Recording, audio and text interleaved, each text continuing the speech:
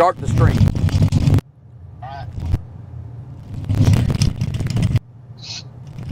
All right, good morning, folks. We are here once again live at Four-Wheel Jamboree.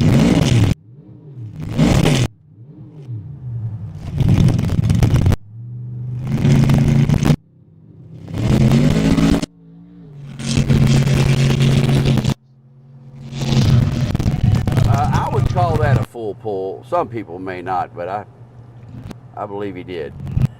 I don't even think he had a cable on the back.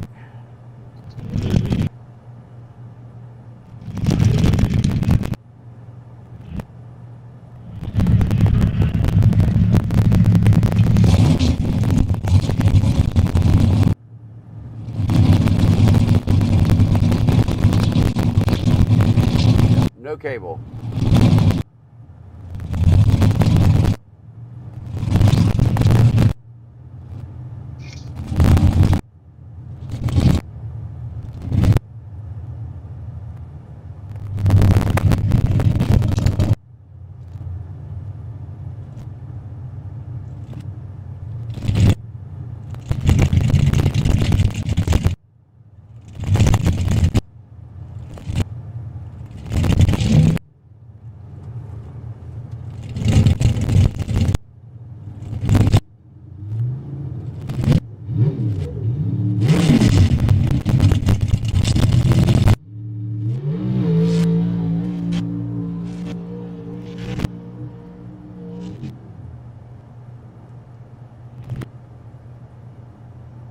Well, that's one way to get through there.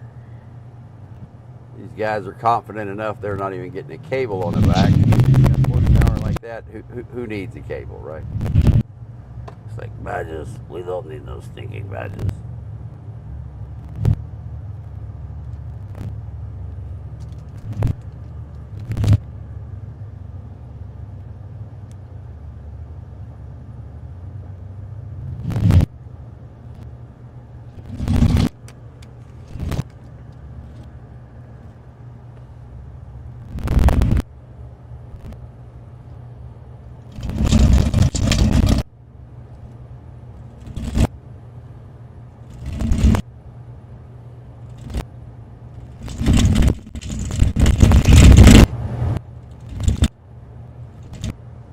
I love it. It's not showing me that I'm streaming. I know I'm streaming. They're not even showing me the video. There we go. Sounds like that outside mic's cutting in and out a little bit.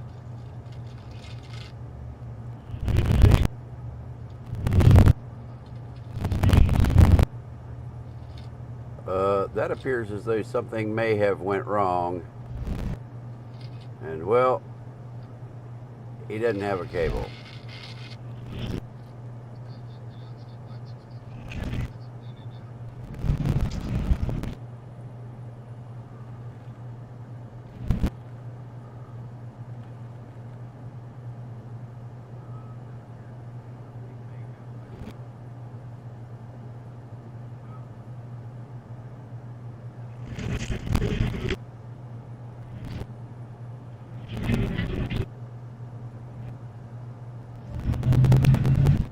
Let me move the outside mic.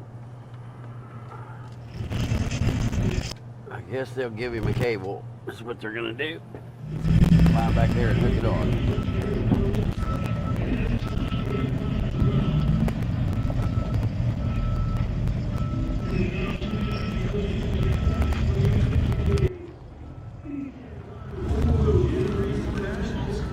Right now it is 10 o'clock hour with class 5.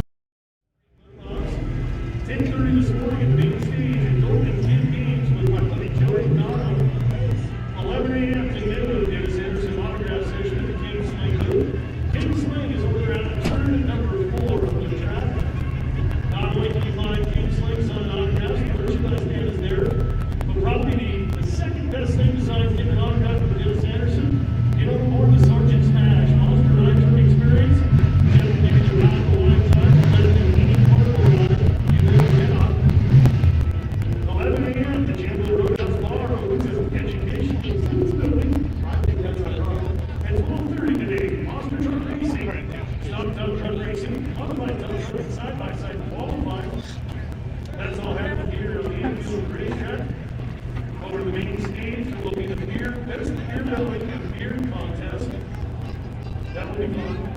o'clock, cornhole competition on the main stage.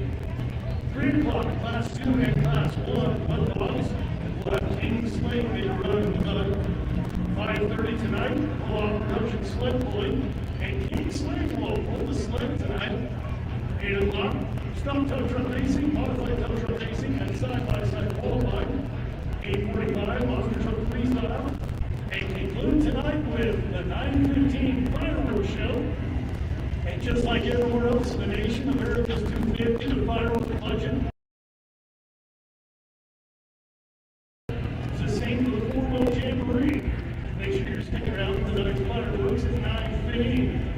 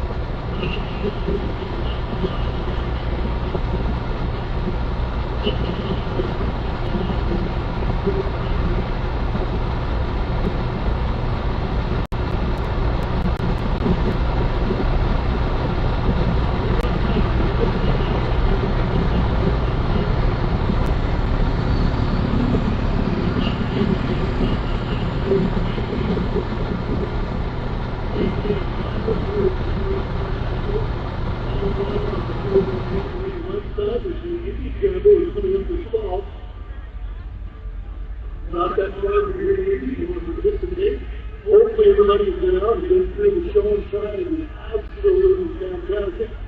Today we're going to make the specials off the hook. So once again, the important is from that 200 foot hut set. We'll continue on with the next year. You're running down and running into 2,000 dollars in Dakota.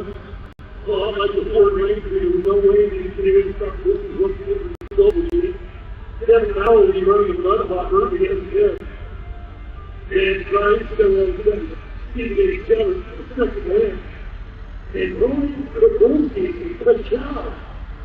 It's not a big deal, it's a job. It's a little possible.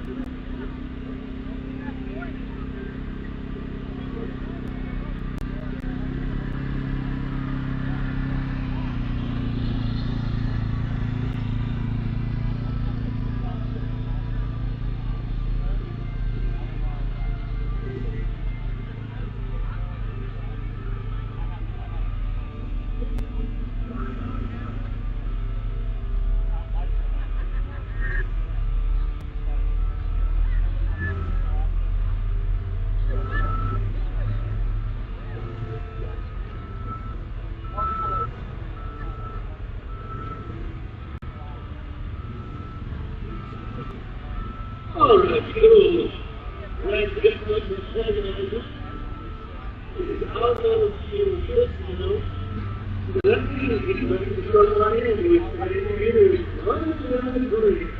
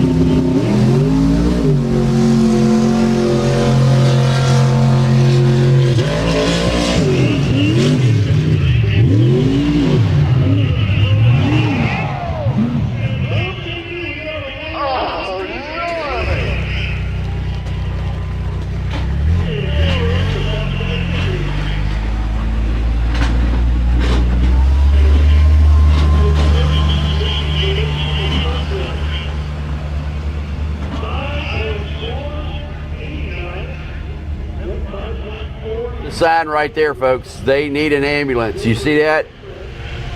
When the track rescue worker needs an ambulance, they do an A-frame over top of their head. I'm not hearing your audio. You're not hearing my audio? I'm hearing it. No, it's just delayed. Anyway,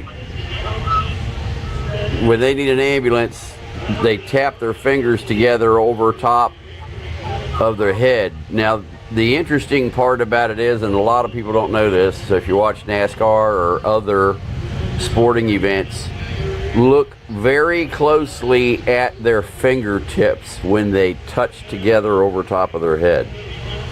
If they touch once, he's hurt but not bad.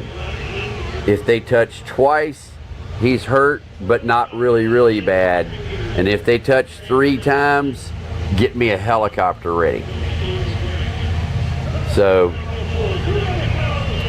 that's how you can tell when you're watching the race how bad off the driver is by the number of taps on the fingertips. That's just an inside information from NASCAR.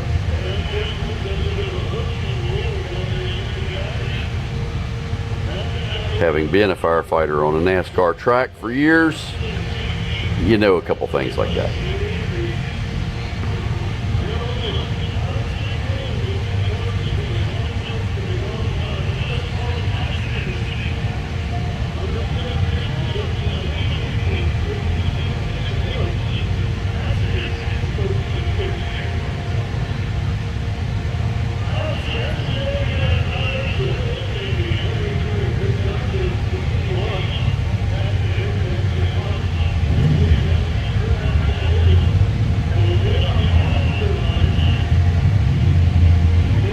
That hit hard. Look at that windshield. That man is a lucky man.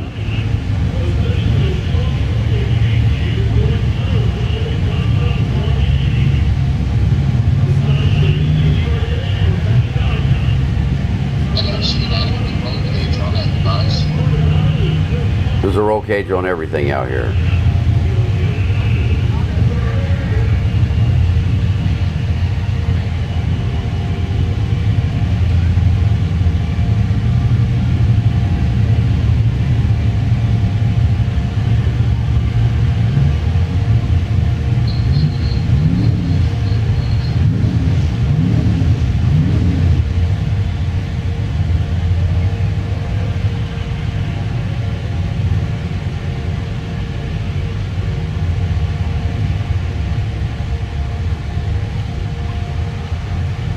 Well, he was limping away when he left, So hopefully his injuries are minor.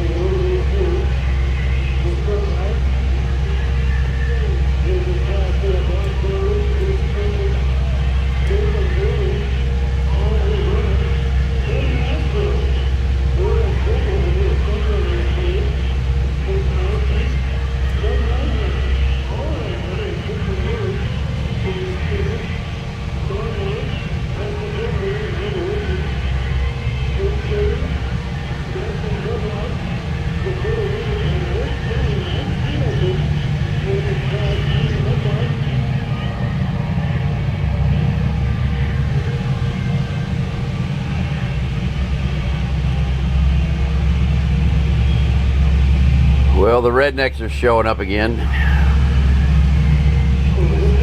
Yay. Let's see if they behave better today than they did yesterday. Yesterday they tried to steal the cord going to the sound booth in front of me.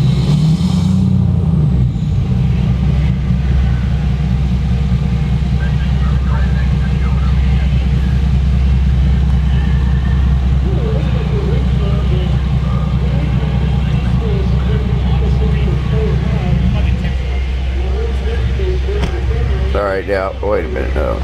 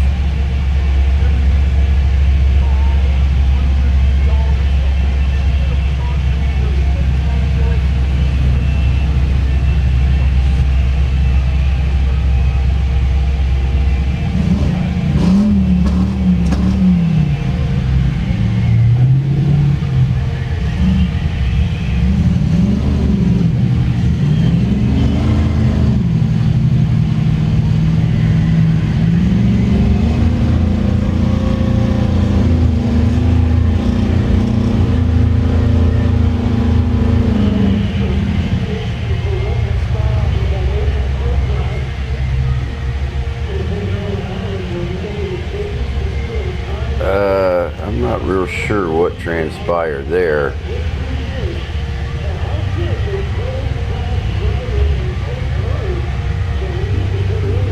They flagged him and he was still moving.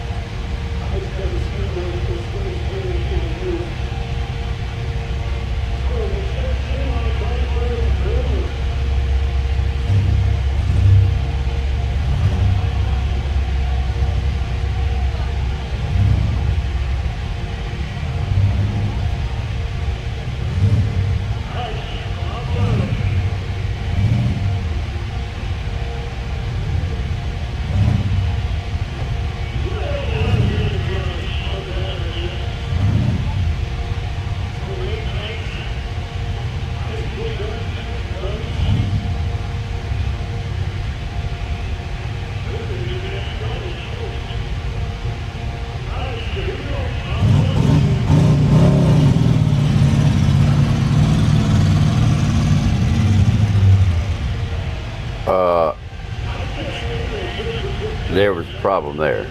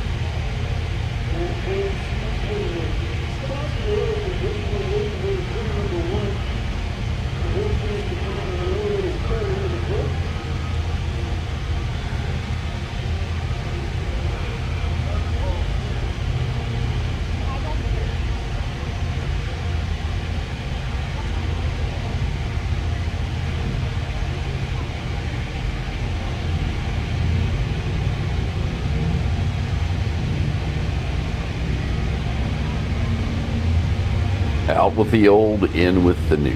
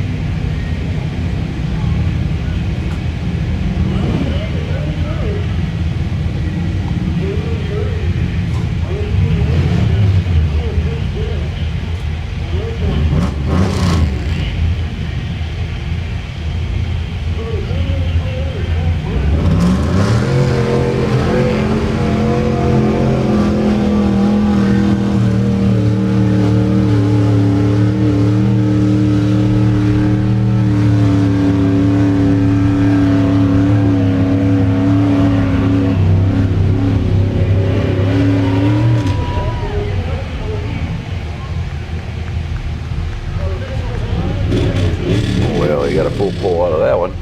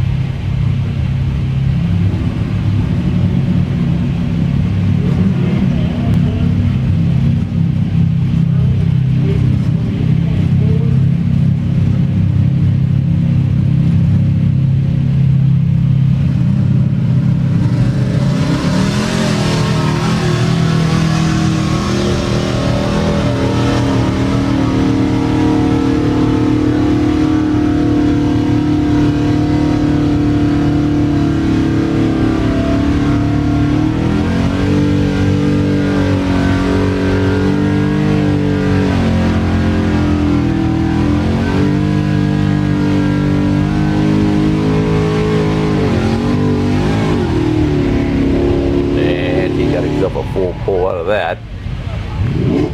Working it.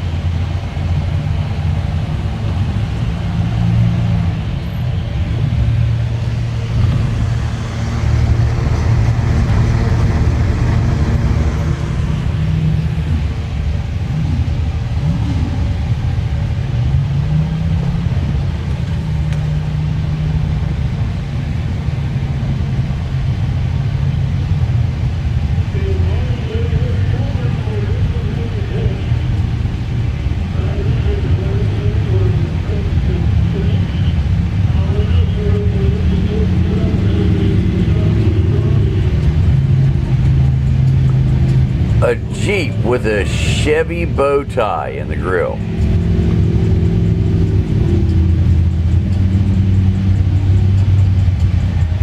I'm not sure Jeep or Chevy fans are happy about that.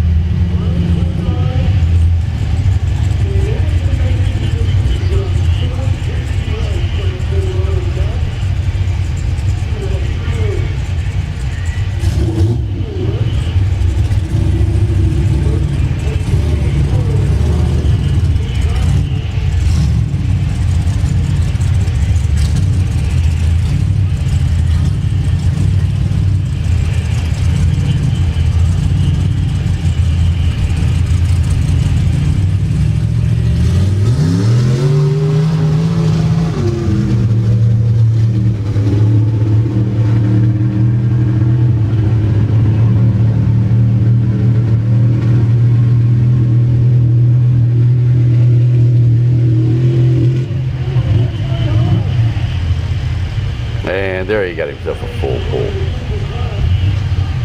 That's what you gotta make my play up there, not a couple down.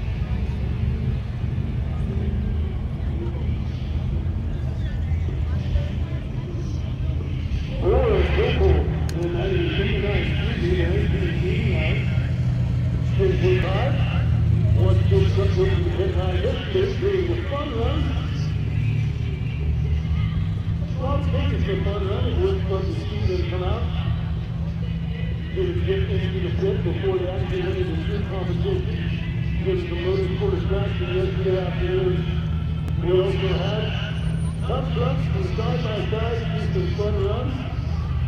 Monster trucks, you know, they competed last night in racing and freestyle.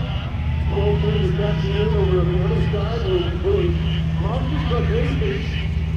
With some tough trucks side by side racing happening as well. We're coming up with speed.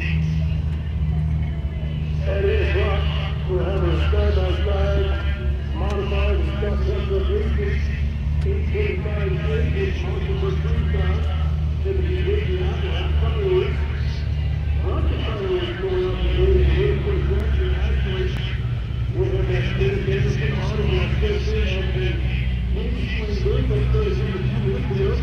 King Swing Bird is right to the right out of 2 of the racetrack. We'll drop down on the merchandise print over the finish line and set up there. Flying away from the John World Market Fast to mark the right for the spirit. 17 to 9 on our side. So the 23 runs quicker with these shots on truck. Out of the left end and side by side qualified. The motor for the traction. Early cross back here and class 1 and truck the run. And we had a big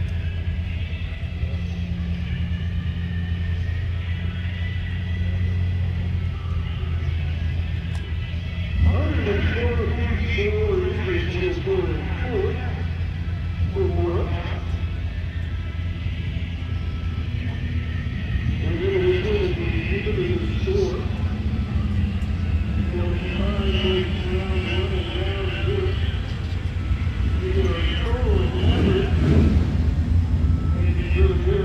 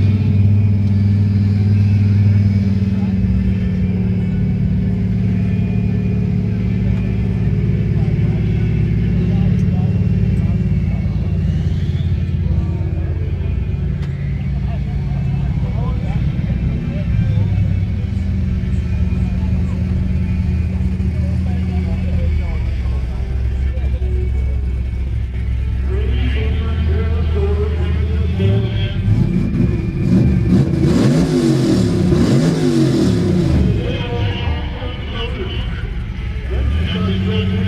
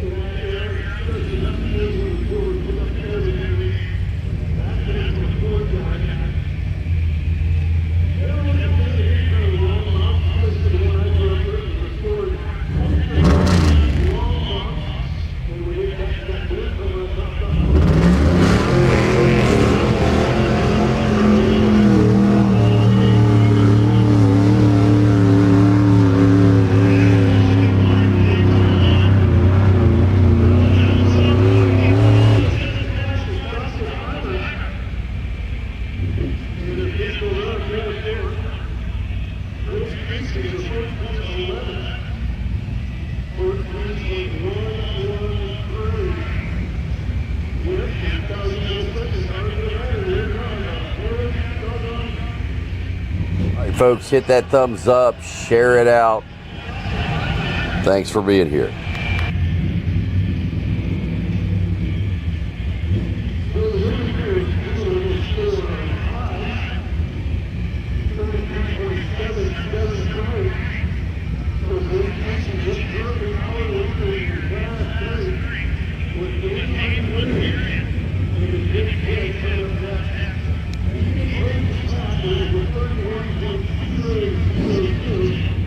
I'm expecting that 3-3 double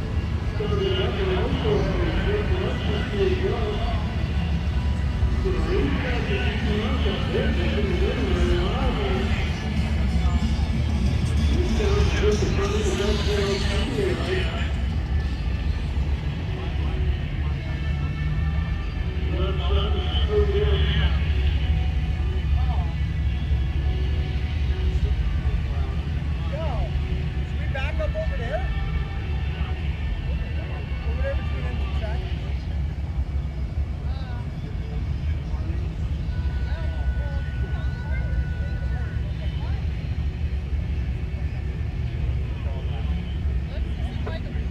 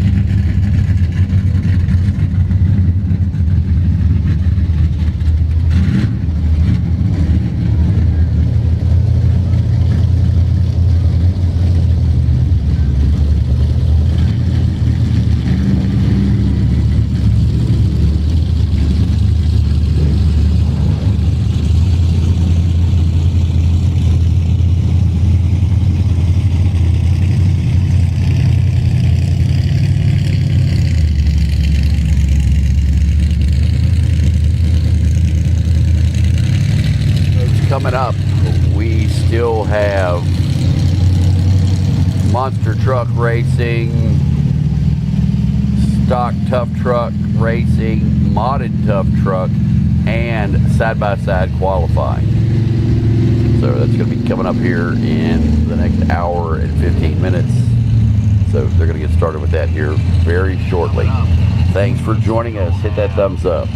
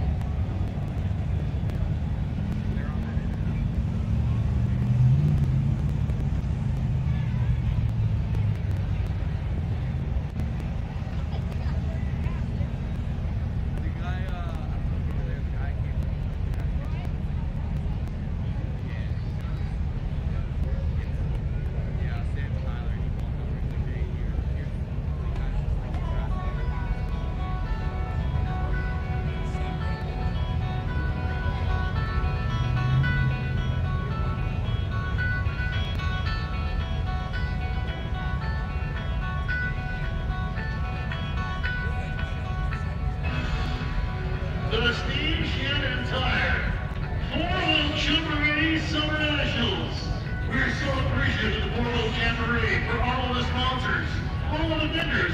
But most of all, we're so appreciative and thank you to you guys for continuing to support the formal Jamboree Summer Nationals here in Bloomsburg. Thank you so much.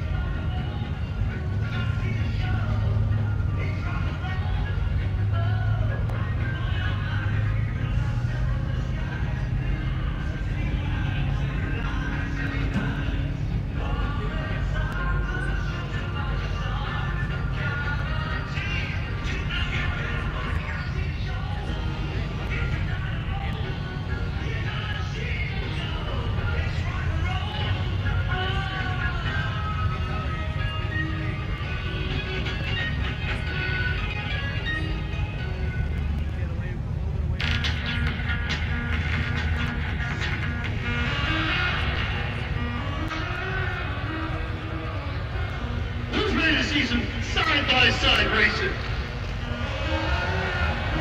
Who's ready to see some tow truck racing? And who wants monster truck action? The big boys and the big toys are fixing to take to the track in a race-only competition today. Freestyle comes later tonight. My name is Steve Shannon with Road Noise Entertainment. I've been chasing monster trucks around the world for the last 32 years. And in that time, I've learned one very, very important lesson. That lesson is, you guys absolutely drive the show. Your energy, your excitement goes to the right foot of every one of the drivers. When they get excited, we get a big old adrenaline dump. When they get an adrenaline dump, we get to show we came to see. And currently they're on the backstretch and they need to know, are you ready? Come on, monster truck fans! It's an outdoor monster truck show on a Saturday afternoon. Are you ready?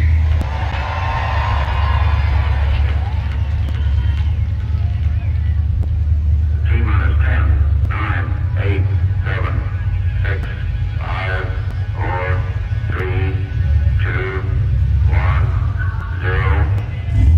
Ignition.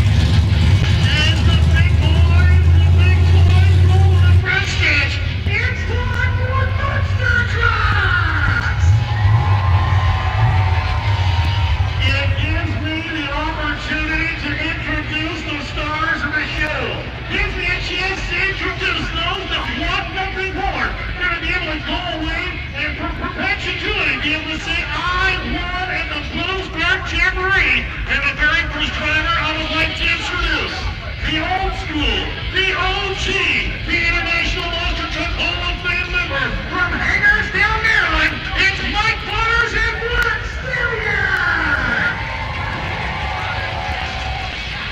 Sitting right next to him, in one of the coolest 3D concept rides ever devised, it's Crystal Hoyas in higher education! Now drop down the left-hand side of the front stretch. The Hall Brothers Racing and the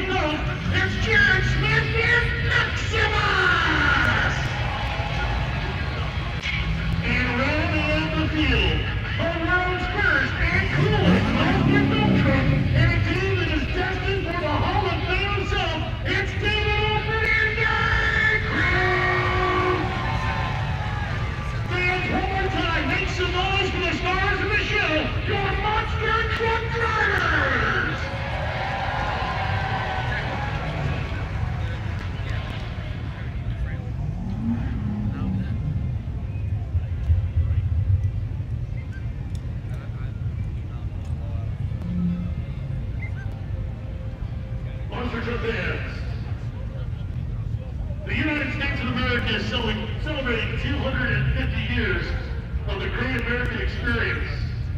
We are so appreciative for all those who continue to fight for and those who have fought for our freedoms. We're truly appreciative of the red, white, and blue, Old Glory, our American flag being a beacon of freedom across the world. And we the people will make that happen for the next 250 plus years if we just remember, we the people are what America is.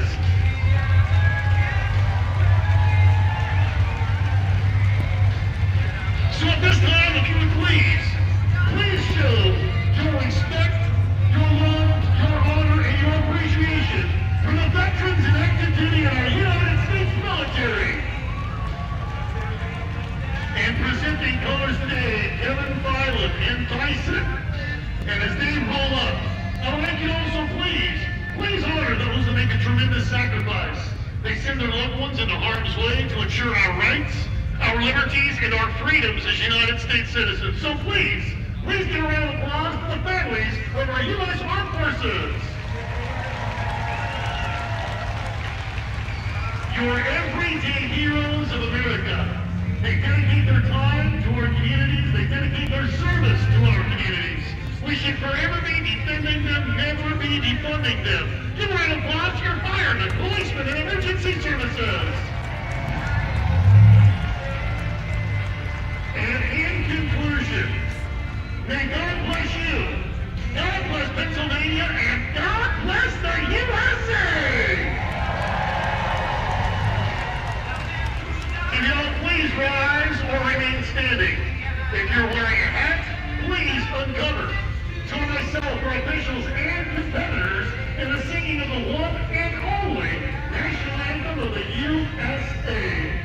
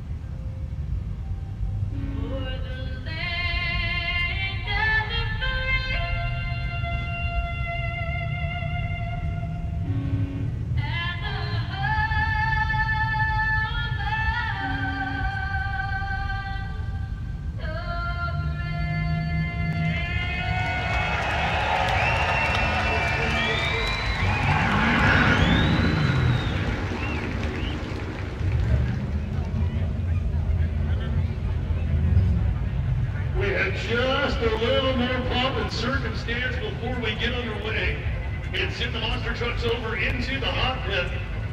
First down here in Bison, I want to thank Kevin Filan and his boy Gavin for bringing our flag bearers, our honorary flag staff to come out as he's part of the show and shine. Now coming out being part of the show, a major part. Kevin Filan, one of the coolest people you're ever going to meet. I encourage you to stop by the Bison camp at any point this weekend. Say hey, shake a hand. And I think we've got Froggy 101's own Doc, DJ Doc, is up inside the Bison. He's absolutely chomping at the bit to be able to talk to you guys. So how about a warm welcome for DJ Tuff from Froggy 101? How is everyone doing today? You guys all ready? Who are you here to see? Who's the big one for you? Yell it out. Well, I don't hear a lot of yelling. Who's the one you want to hear the most? Alright, here we go. We want to welcome you and we want to thank you on behalf of Froggy 101. So we're down here live and I'm on the morning show. It's Doc and Chewy. Thank you so much for having us. Have a great day. We appreciate it.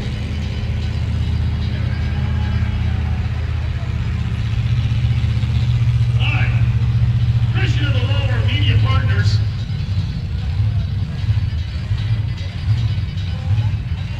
It is nice and gets squared up and rolls out. We've got one more thing to do. Come on over here, folks. First, I'm going to get these folks to introduce themselves. Then I'm going to tell you why they're here. Your name is? Debbie. And you are? Jack. And you are? Caroline. And you are? Well, nice. All right. The reason we're here, Caroline and Brooke are going to get into civil. These folks have been coming to the World Jamboree a long time, and they wanted to do a gender reveal that had a monster truck in it. So, if we can get right to it, we'll find out what we're going to have, the new addition to the family. So, gonna keep you guys facing this way for now. The gender reveal is kind of sort of gonna happen behind you in a couple of seconds. But before we get into it, obviously you're monster truck fans, right? Yeah. Alright, so we've got Dirt Crew that's gonna help us out. And that's Dirt Crew Fire. That means you need to turn around on the count of 1, 2.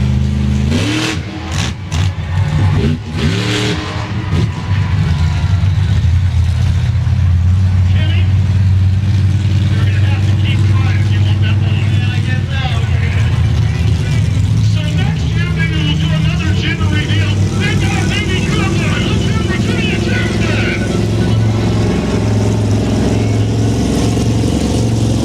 Alright. So that means we're gonna bring them off the racetrack.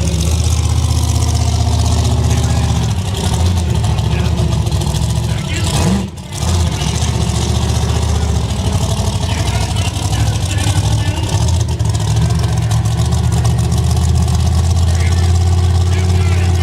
monster trucks his entire life. Plus, he's not a spring chicken no more. Is there anybody here that knows Dennis Anderson? Here, take this thing. You know more about monster trucks. You forgot more than I'll ever know. Go get it. I don't know, Scott. You're pretty good, man. You make us sound better than we are when we fall in the dirt, if you know what I mean. But, hey, man, I want to welcome everybody here. Really, I'm not even the announcer. I'm just somebody hanging out with all of my fans and all my friends. And that is truly the truth. And I brought 2 of the King Sling trucks along. And we're gonna blast the mud later on today. And I'm gonna pull the sled with the purple one. Somewhat I throw the 48s on it. But anyway, right now we have monster truck racing right here in front of us. It's gonna happen today. Tonight they're gonna be throwing down freestyle. So if these guys don't stand on it today, you know what's gonna happen to them. I'm gonna have a big talk with them back there, all right? I'm gonna be judging them tonight. I'm gonna judge freestyle. Scott, are you in the tower up there? Yes, sir, I am. All right, are you ready to kick this thing off? Folks, would you like the monster trucks to get to their hot pit so we can go play? Let's bring those boys to life on the count of 10, 9, 8.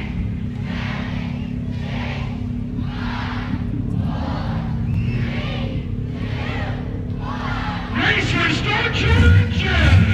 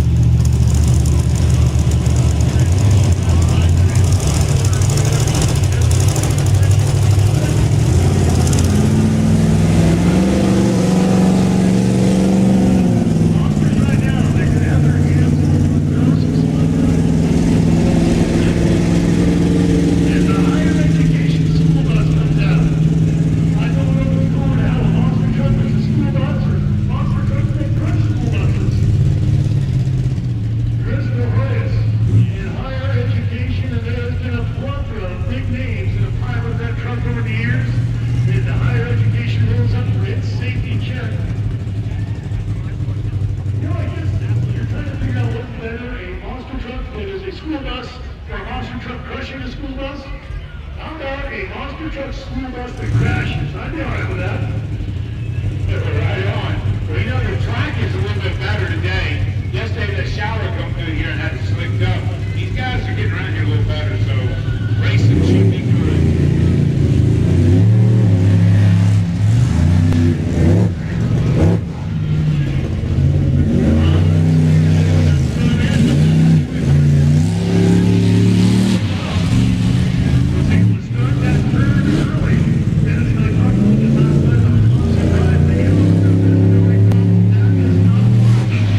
Nothing but a big old splash through the window. An official qualifying time for a man.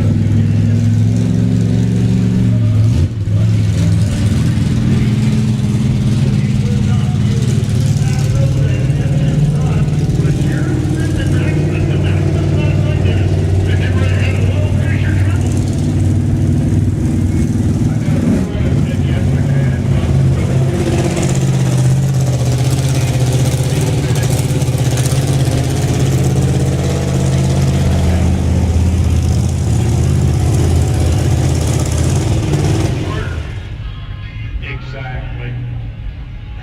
So Redemption is still the lead at 23.53. Identification at 24.33. Black Stallion at 26.8. Now Jared Smith, unbelievable. Every issue was assailing it last night. Dennis was talking about maybe taking the fan off, making sure that the intake the suction was happening and it was past empty your military. Hopefully it was just in the oil pump itself, huh, Dennis? Yes, and you know what it really was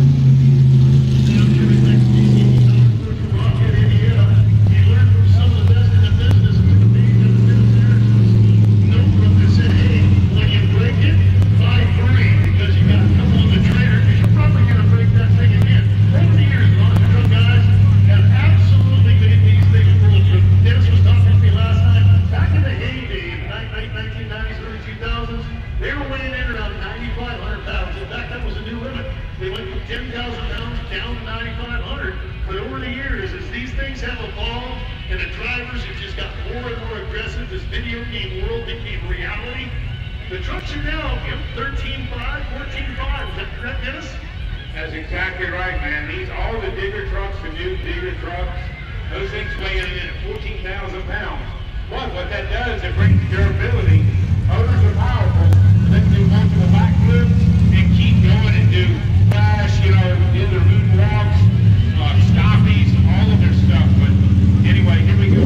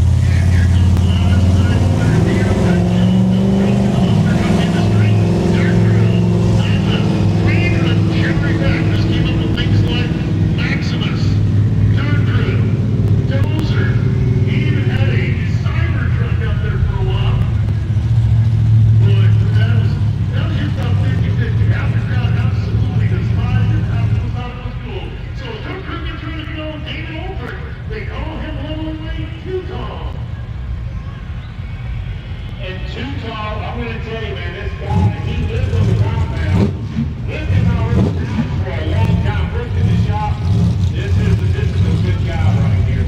He worked so hard to get to the spot, to drive a truck. We never thought he could drive this good. This guy is phenomenal. I should have had him.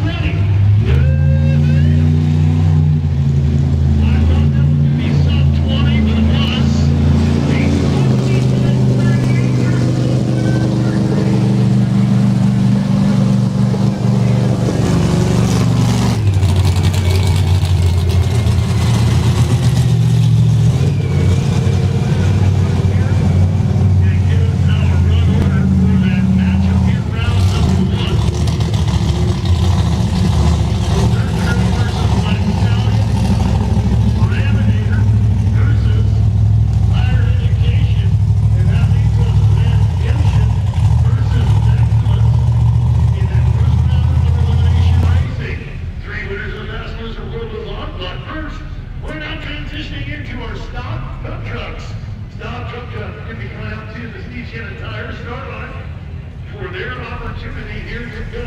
And they're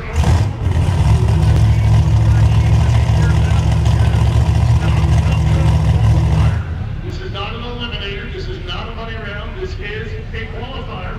Last night what we saw those guys was a practice session. So now it is time for a qualifier for our stock tough truck racers. Zachary Wigging, Chelsea Heichel, David Sladke, Eric Swanenberg, Brad Mertz, Austin Headings, Bradley Miller, Jeremy Mensch, Charles Wagner, Michael Miller, and Brandon Barnes. If I had to tell you who to bet on, if I was like one of those Kalshi things or one of those online betting sources, I would say your money should go on third floor of Eric Swanenberg or the buck naked of Brad Mertz.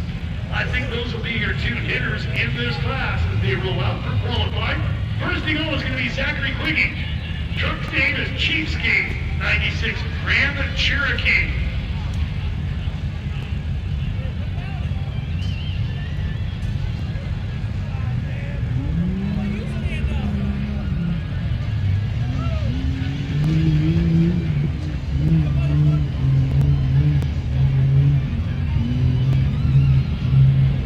That particular turn that he just went through right there, I think that taking out for the stock class, definitely the modified. That gives those a problem.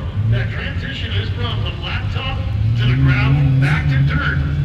And these guys are running 2 laps. And when they started, they're going to go across that particular tabletop 3 times before the clock stops. Those Andy Field jumps, you see the K-rail that will be utilized later tonight in that Monster Truck Freestyle competition.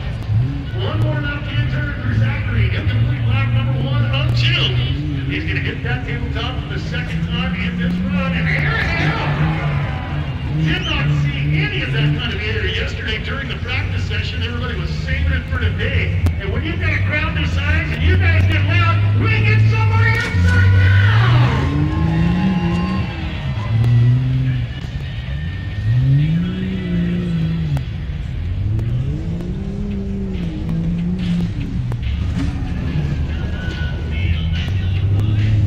Taking that inside turn for tabletop 2 on the infield. Bounce off. It's kind of like a step-on, step-off for dirt bikes. They have worked that time around for Chelsea Hinkle and the Jeep Cherokee. That was nice. He kind of grazed it, you know, coming out the backside of the ramp. This cat's good. Yeah. Your official number for Zachary, 1 minute, 30 seconds, .11. So 1:30.11 is going to be a lead time going into this qualifier for Zachary Hickey. Now Chelsea Hinkle in the Gino Cherokee, brand new 1999. Some of these came with a little 4, some of them came with just a little 6, some came with that 340 V8. The ones with the V8 had just enough power to get the drivers in trouble. Girls get dirty, Jen. Come on, ladies and girls, help out Chelsea.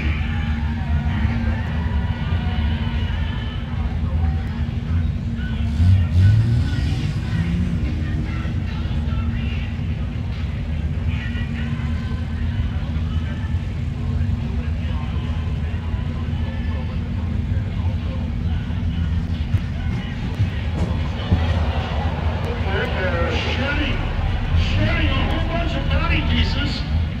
They're just collecting anywhere and she don't care.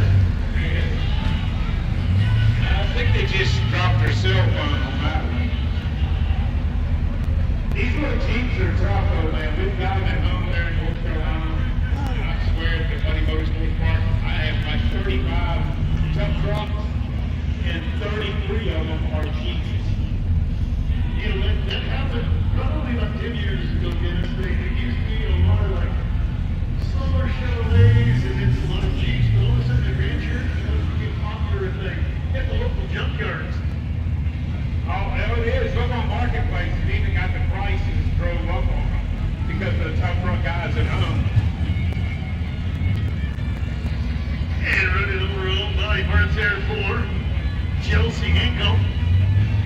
And she's going to come around and stop the clock here in this qualifier. When she comes around, ladies and girls, the Jericho gets him sitting to Chelsea.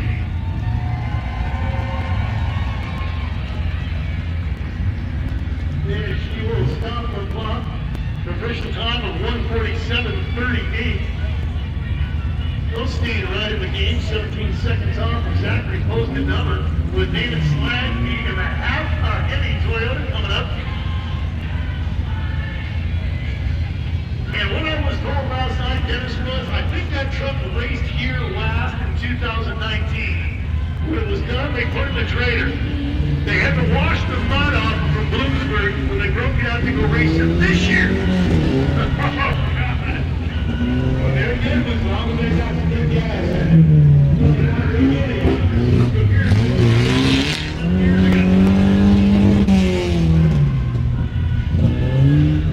Half a Hemi. Which half does he have? Yeah. Looks like right now might have to do it.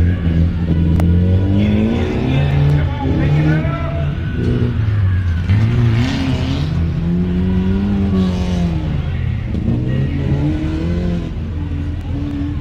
Bring it home, what you got?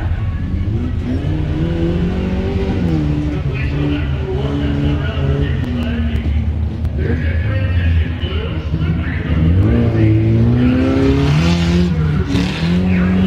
He would collect that thing because he got into the lower tire with no damage.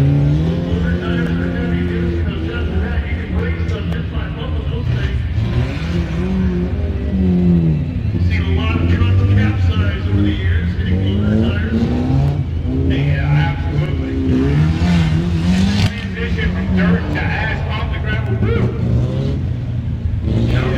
Jump on, Charlie. Get it.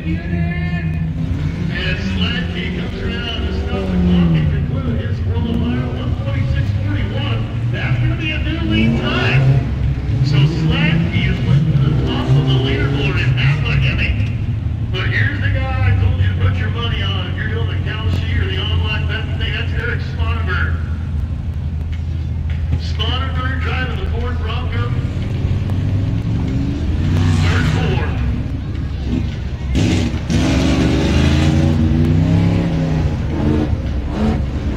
Now that transition out there is getting slickery. There's a little bit of where you get the water from the dust and things are starting to drip that way. And everybody's starting to kind of turn wide out of it. That's where the marbles are. Kind of like NASCAR. When you get up the top of the racetrack, there's a whole bunch of slickery stuff up there. So the third four, number to be is 1:46:41. If they drive them hard enough where they can do their jumping down the side, freezing around on the other side, man, they can keep it rolling. Let's see what he's got here. He's got a little running start. Get it. That's a semi-green jump ramp right there. Pretty nice. I don't know how this guy can feel tabletop.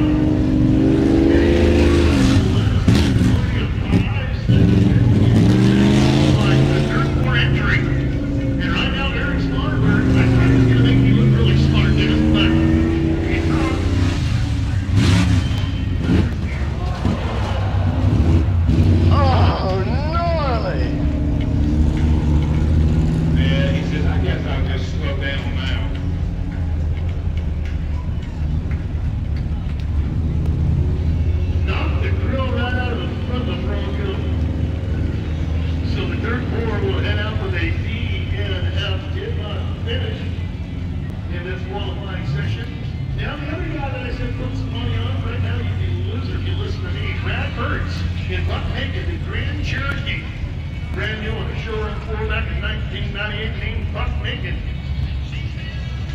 It's Saturday night at Bloomsburg, so there's going to be some Buck Naked around here too.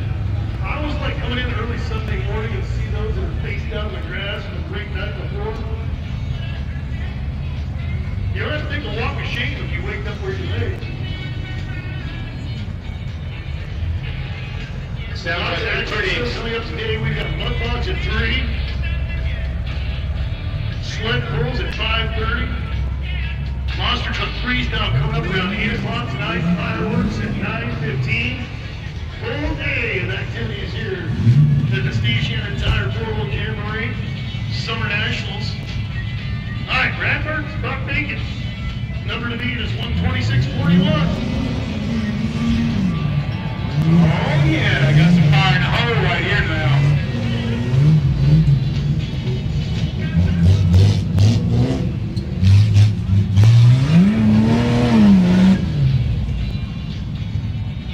Mertz has got a good one going thus far.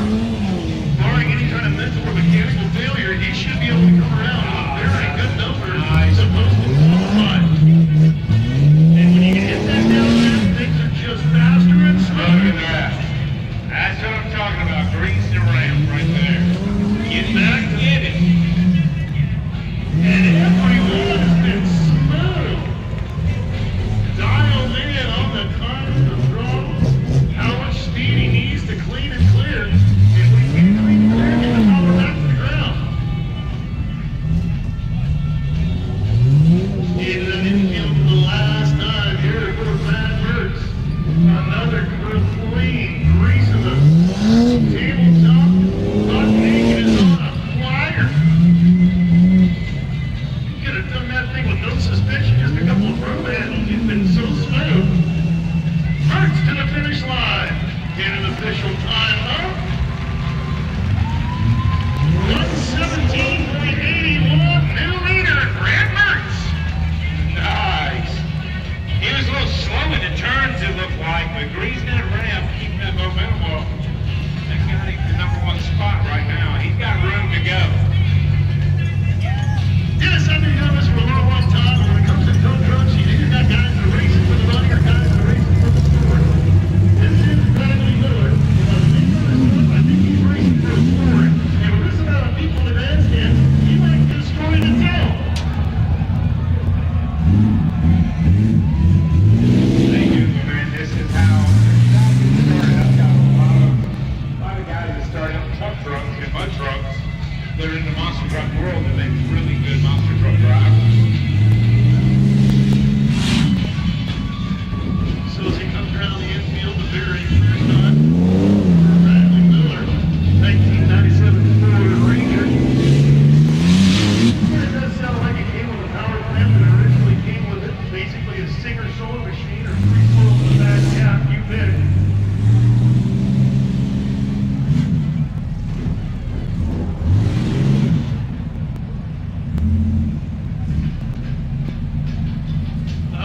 Slowing down over there at the transition turn. Typically when they decide, am I going to continue racing for the money or do I want to be able to tell a story? I think that Ranger might be telling him exactly what it's here to do for him instead of what he wants out of it. Pace has definitely dropped off on the Ranger from Bradley Miller.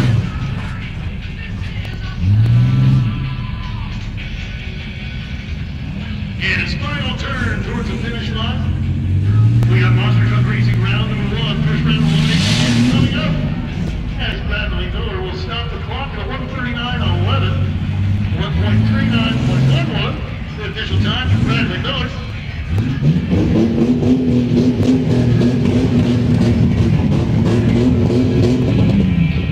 Jeremy Mitch should be coming up next. And the GMC Jimmy.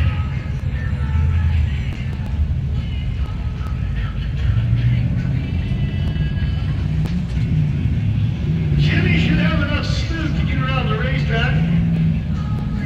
Now does the driver have the confidence to step on that skinny pedal on the right-hand side of the floorboard and let it do its thing?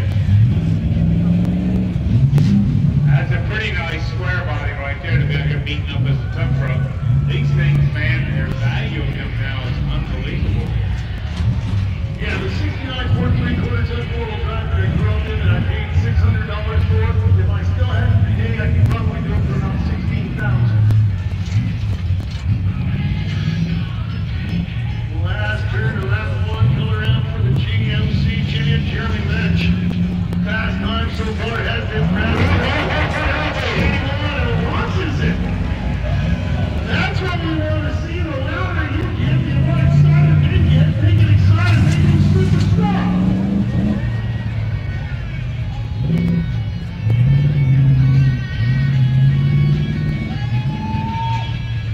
That turn that Jeremy just came out of, that could be potentially a tough spot for the modifieds. They're going to be carrying a lot of speed into that turn, and already a run is developing that can turn into a hook and roll situation when we get to the modifieds. Jeremy coming around to stop the clock on the third ahead on that tabletop and watches his full lead. That was nice. That is a big air. Big air. We might have broke some suspension or some steering on the front of that GMC. Tuff is going for you guys. Let's hear for Jeremy Mensch. If I let check on it, might knock the wind out of him and his truck. That was a nice air jump there.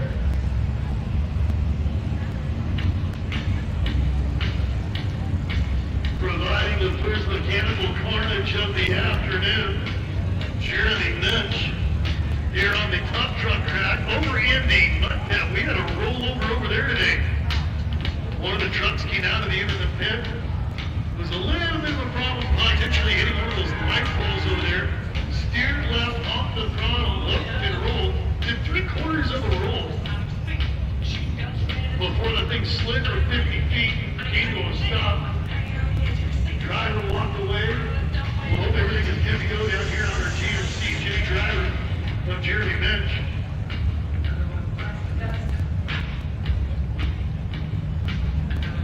So our fantastic EMT folks are going to go out and make sure that our driver is good to go. One of the things that the Tuff truck guys, especially like in the stock class, that they may not have done, they may not have taken the bench seat out of the thing.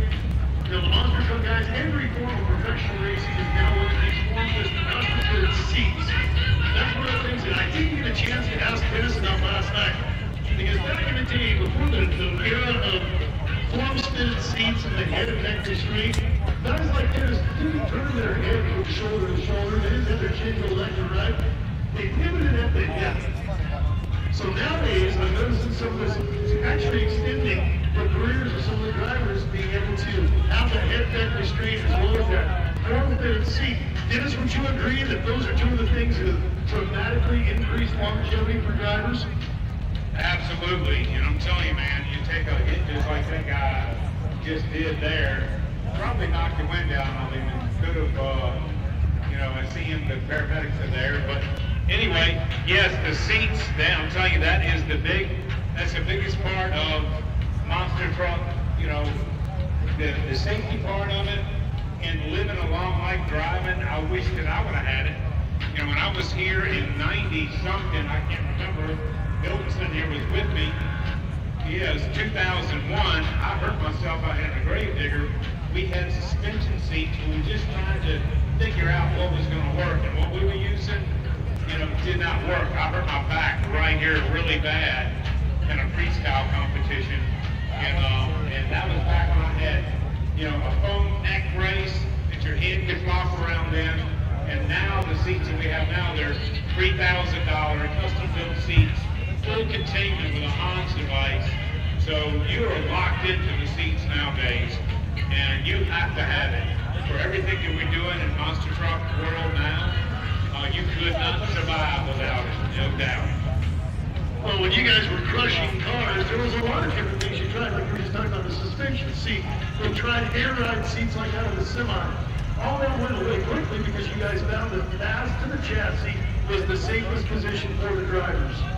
Absolutely. We're clamped to the chassis just like your battery is, which we do have really dense foam underneath of us, but we still are trying to innovate better seats, better suspension all along. We just kind of plateaued here for a while with monster trucks and just chasing different setups because all of our tracks are like inconsistent.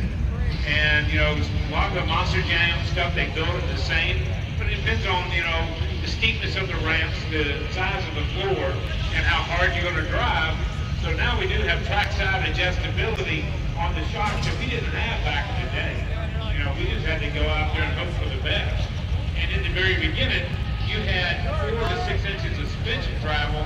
Once we started figuring out long lead springs, then you were lucky to get 8 or 10 inches, and it was a rough 8 or 10 inches of travel out of your truck back then. It would beat the mess out of you. I'm gonna tell you, it's aged me like a dog. You know, they come out, my life on my back's been a wreck. My back has been a wreck since, you know, 1989 probably. Anyway, you know, today's trucks and safety is come a long way. It's unbelievable. That's why these trucks can do multiple backflips and keep going like they do. You know, back when we were doing them, when we first started them, we're lucky to get, we got 1 backflip out of it or 2. That was the end of it. Now they're doing multiple backflips, 3 and 4 in one competition night. So it's pretty good. It's come a long ways. I'm proud to be a part of it with my family, carrying the torch with the grave diggers. You know, I got my daughter out on the road. That was one of my most proudest moments of my life. And my daughter went from working at Digger's Diner, from flipping hamburgers to flipping monster trucks now. So she's been driving 9 years. Adam, been on the road 20 years, son's a digger. He's been there 15 years. So it's just truly an honor for, you know, my kids, my family to do it, and our fans follow them just like they follow me.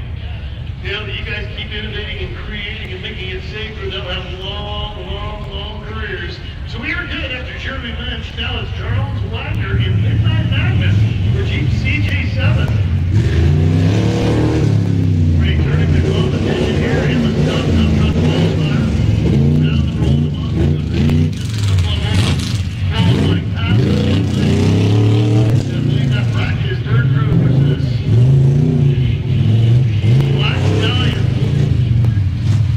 Intimidator versus Higher Education, Rendition versus Maximus. Should be our pairing down number 1 on elimination. If I do my math correctly, but it is subject.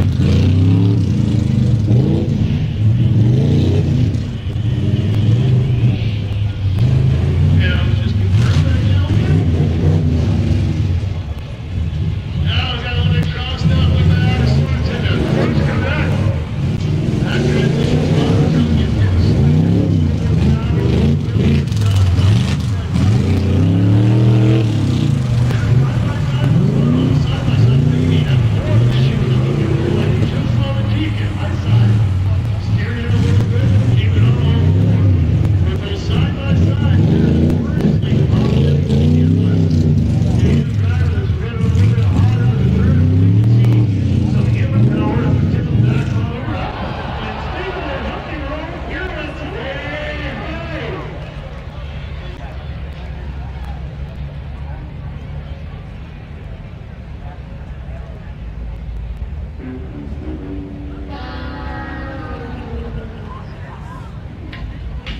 Not what he intended for Charles Wagner. He had a good run going.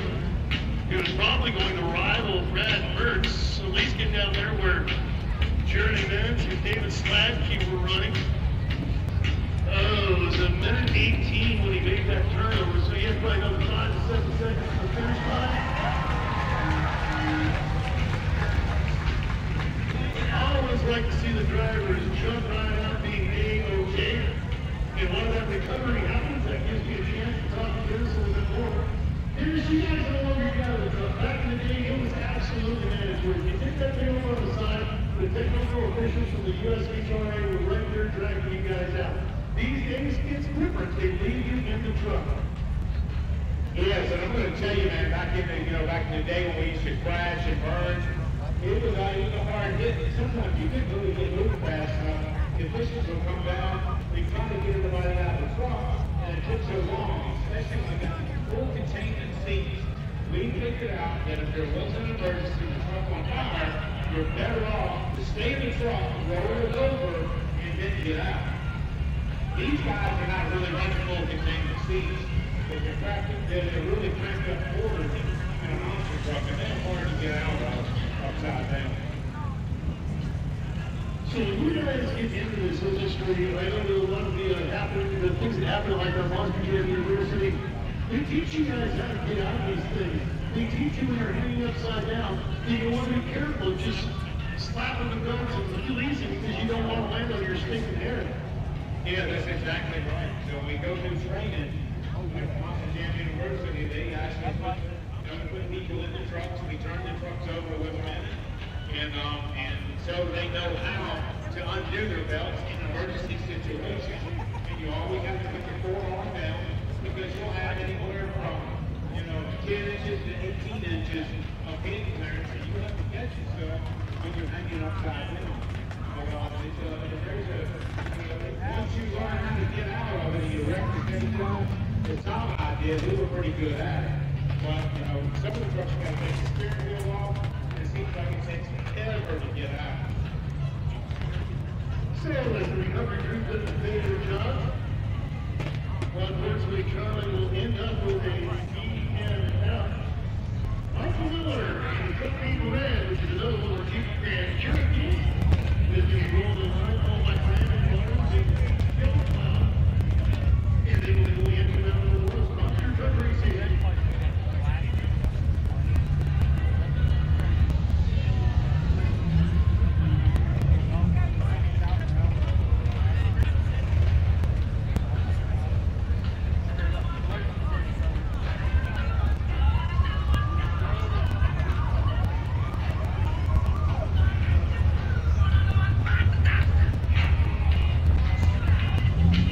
Michael Miller's Grand Cherokee. Doesn't sound like that's the Intimidator, so maybe he just stays in the throttle and carries that momentum. You've got the ability to keep that big truck tight. Shane's fine. It's time to the other ones here in qualifying because when we set that race record, good time.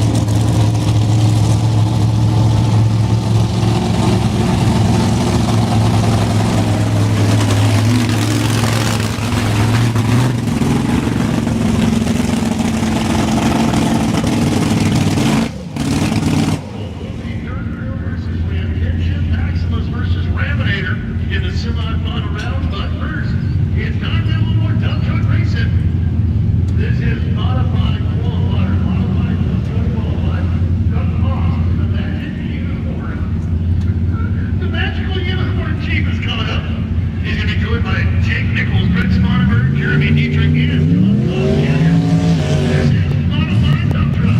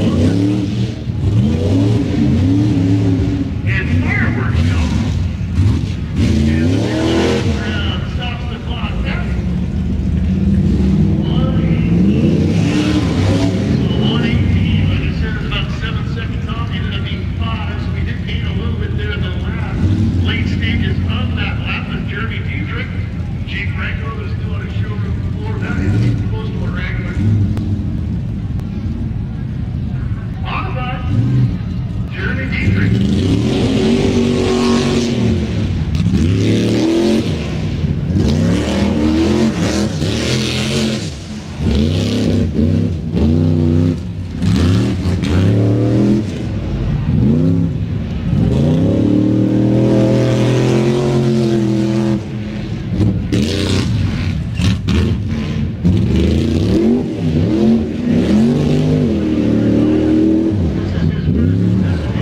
racetrack.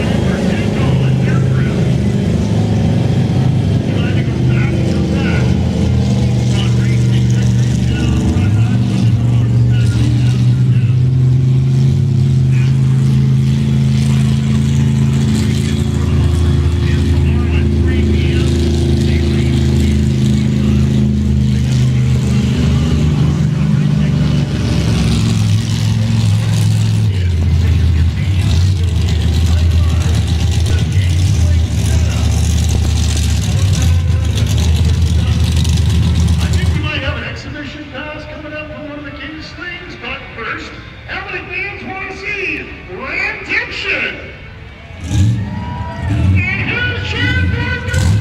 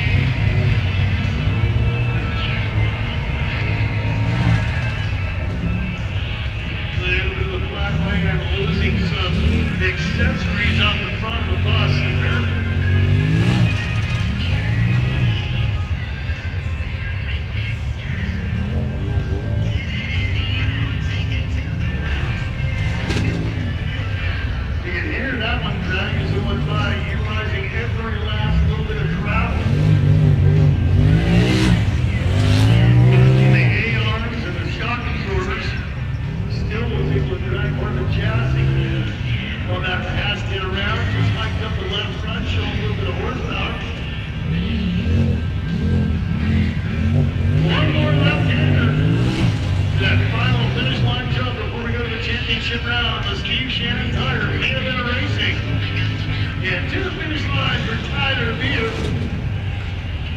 And the official time up. 1:16.59 to keep Columbus side by side qualified. And that means it's time for the Steve Shannon Tire and Auto Center Championship round of racing.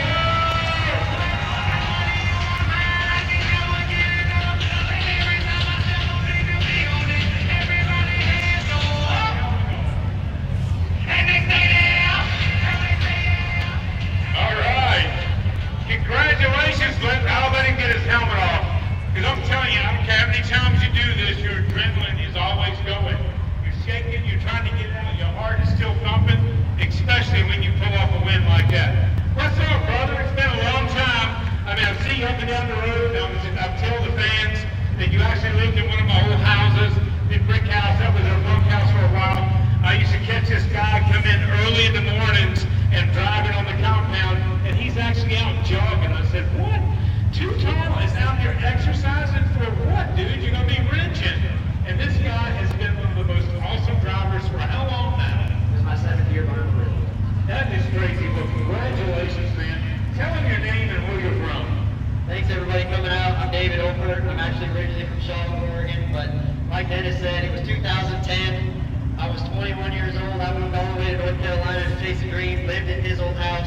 worked in the shop. I remember when Kristen was flipping the burgers, we'd go to the diner for lunch, but this has been my lifelong dream since I was 4 years old. Never give up on your dreams, chase them.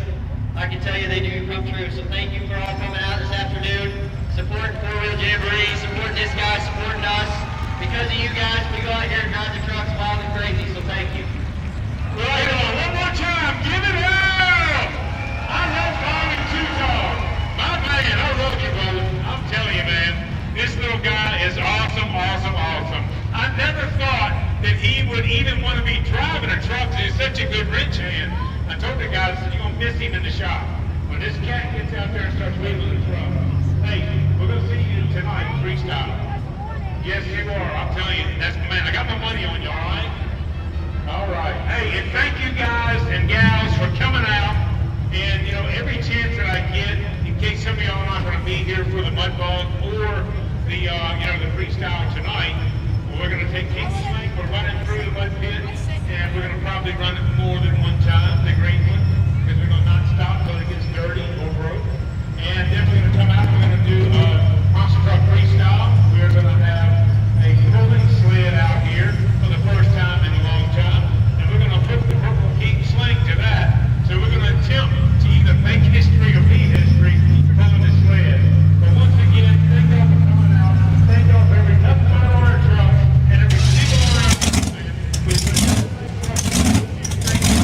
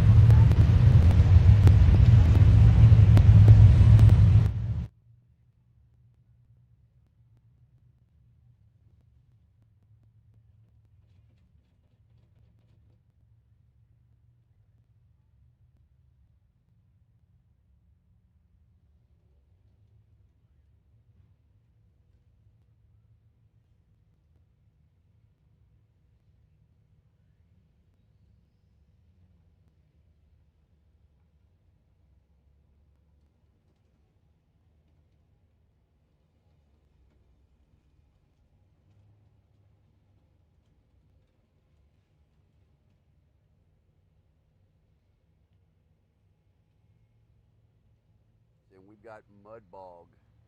Let me turn this back up so you can hear it.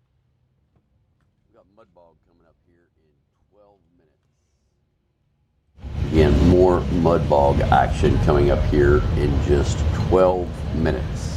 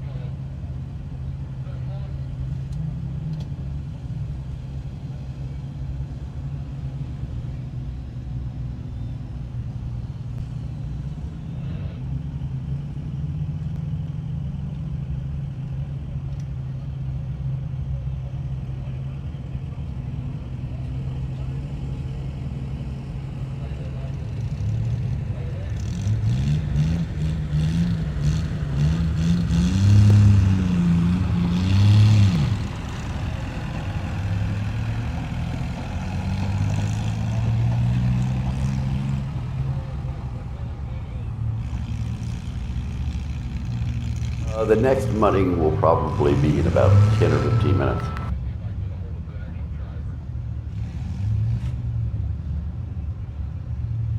Hopefully that's better. All right, yeah, the next mudding is going to be in about 10 or 15 minutes. That's what they just announced on the radio a little while ago. They also said that the guys who are going to be building the track, they want them to stage over here until they're ready to work on the track. So right now we've got the guys who are mudding lining up, but after they get moved around over here, the crew that is building the pulling track for the trucks, which is going to be in front of the stands right over there, they're going to start working on that here shortly. So thanks for joining us. Hit that thumbs up, share us out on your social media. Oh, and we are going to light her up. Live, folks, going live. Here we go. In Class 2 and 5, there are 1, 2, 3, 4, 5, 6, 7, 8. That means Class 1 has 7. There are 30 total passes through the 200 feet of fun coming our way. As we roll into activities here in the mud pit. And this is the session that King Slane is going to do his thing.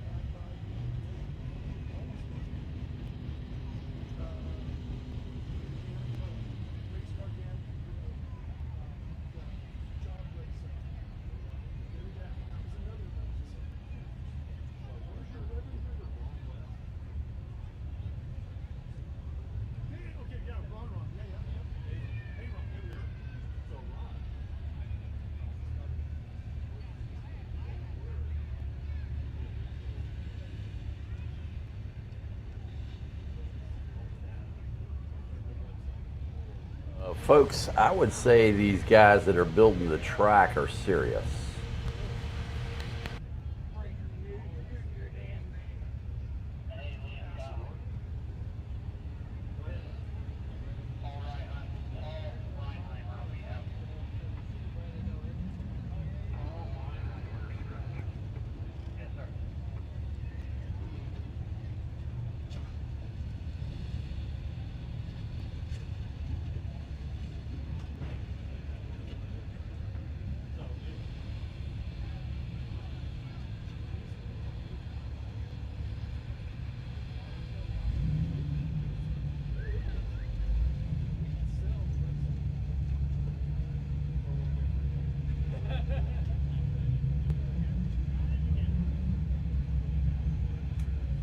Now that's a real disc there, ladies and gentlemen.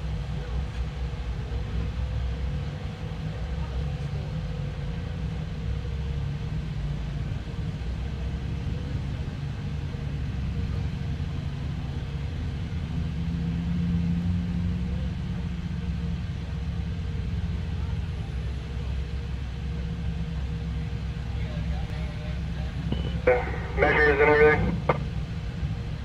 We are ready to go. Okay, I just wanted to make sure you guys could hear me.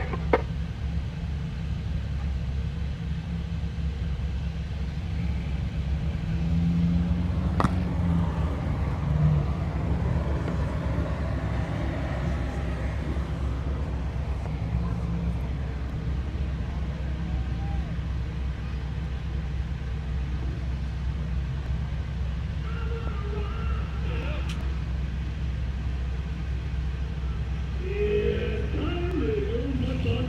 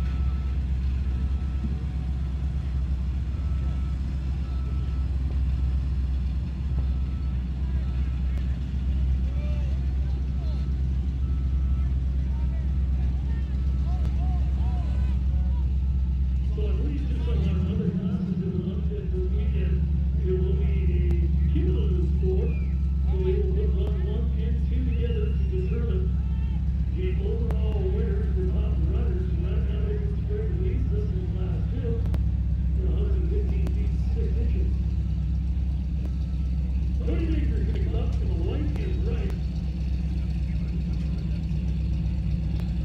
The 2005 World Ford FTP.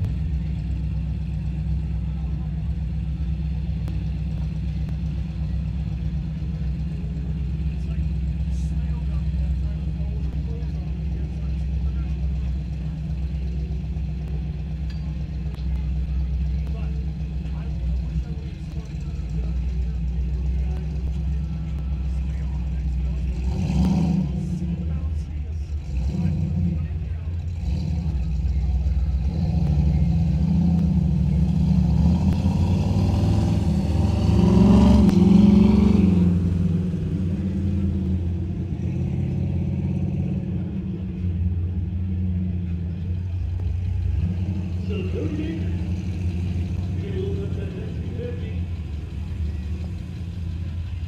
Severely has decreased the air pressure in the rear tire. As it rolls, it's wrinkling the sidewalls like a fun car.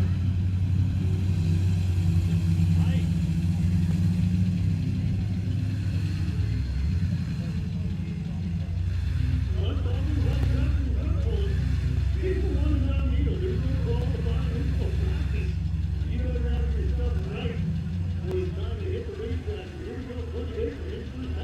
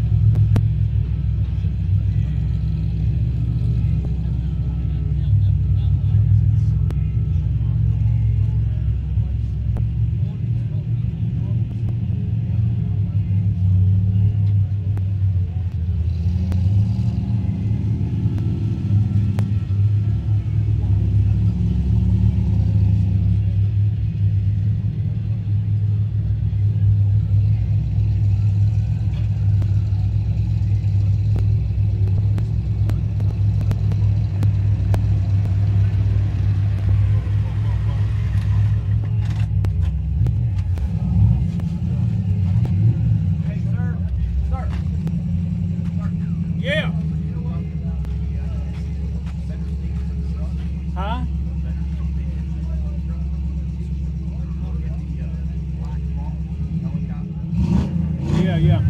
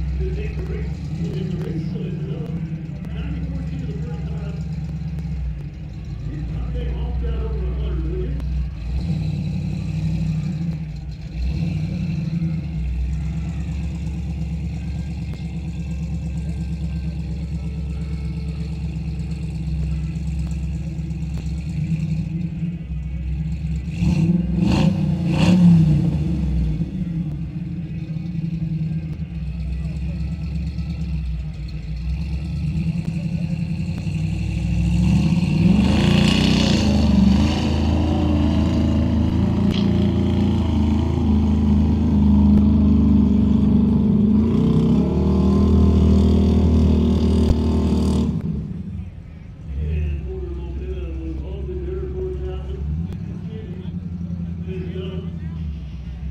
My apologies to Captain Miller as well as Addison Miller. I made an assumption I should not have. Honor, you 4 feet 3 inches, that clapper is enough. That is dramatically going to improve her chances to hook Dan Kitty King with fixed Kitty shot.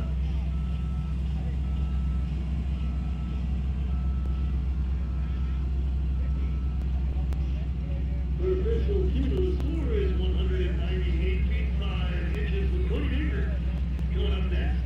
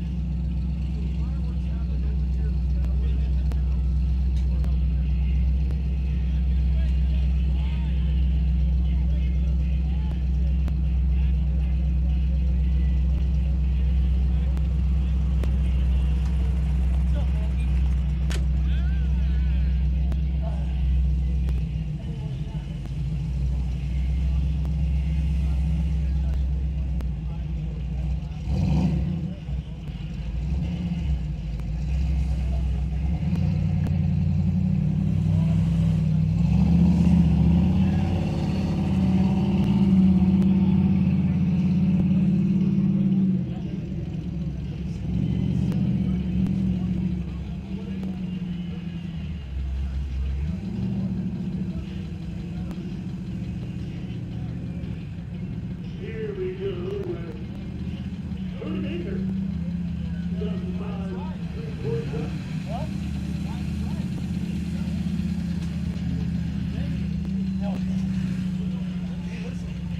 I'm getting out of here.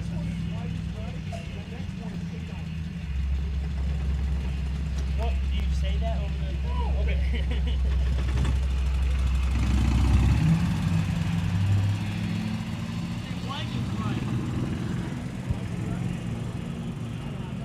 Rolling goal. He had better goals than Ben last time. He went between that thing.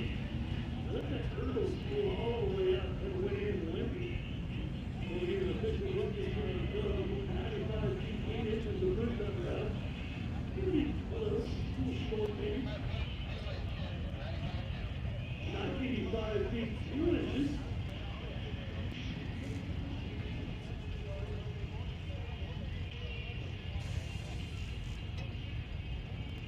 Total distance for Cody Baker in the fort is 190 feet 10 inches. The distance-wise, he's third. His screen is however, leading at this point. All they're done is put up a wide gate, close to 29.713. It was later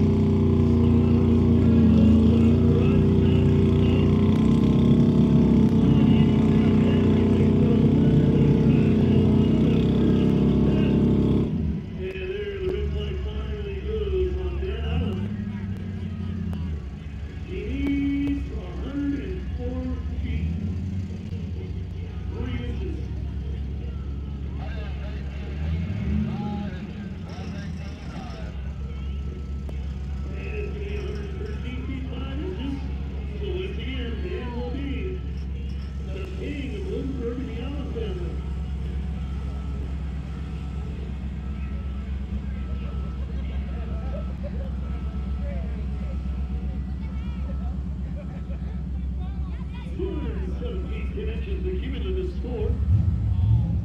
Still stretching things out over Isabel by 9 feet. 10 feet earlier, 9 feet later. Good on it.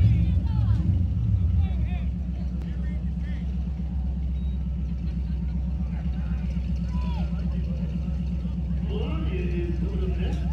To the 82 Chevy S10, she was 65 feet 8 inches.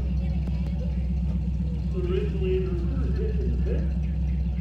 We've got 2 hits left here in Class 2 before we transition to Class number 1. Get their 2 hits in. The permanent Class 1 winner. Then we'll be transitioning over to the other side of the racetrack at 5:30. 14 slip pull. From the 200 feet on the left hit to the 300 feet above the slip pull.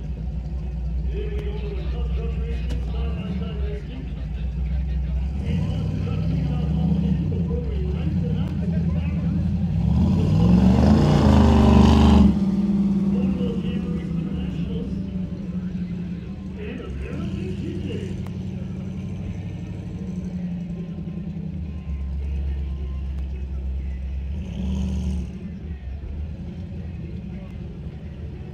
So Claudia is currently trying to get things to go over there in that little S10. They had been put on the 60-second clock about 10 seconds ago. So now they're about 40 seconds left to be able to slam the hood, fire the truck. It's got to be moving. In about the next 32 seconds, where that second hit from Claudia will not happen, it will go right to Mr. Catlin Miller in his 82 Dodge. Again, I do apologize to both Catlin and Addison. I made an assumption.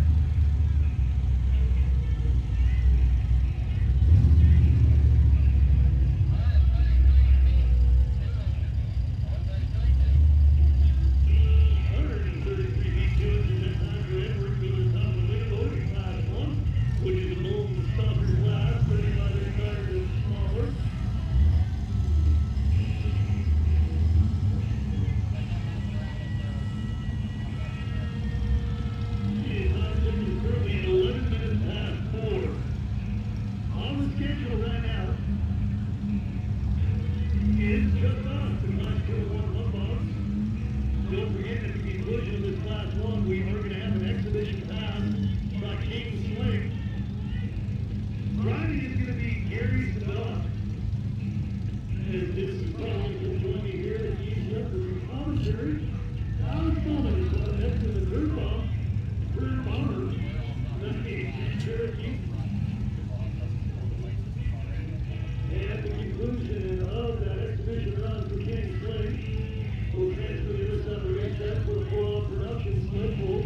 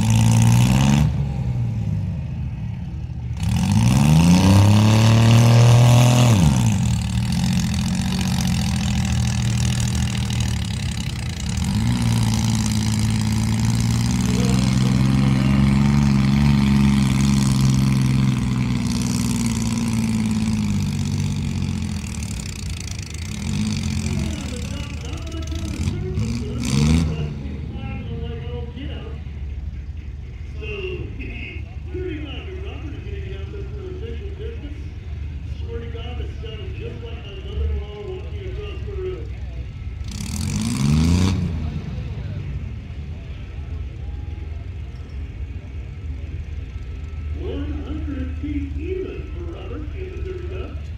And now Mr. Addison Noble in this Jeep Cherokee will be next. If you clip run number 1, we'll back to the top of the run, give all drivers one more chance. And declare a winner in Class 1. He then transfer over to the sled pole for 5:30.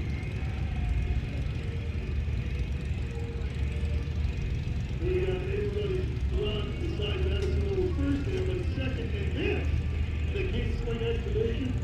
We should be lining the fences and back of the grandstands. I hope the battery is charged on your digital device, because I've got a feeling a social media worthy post is coming up.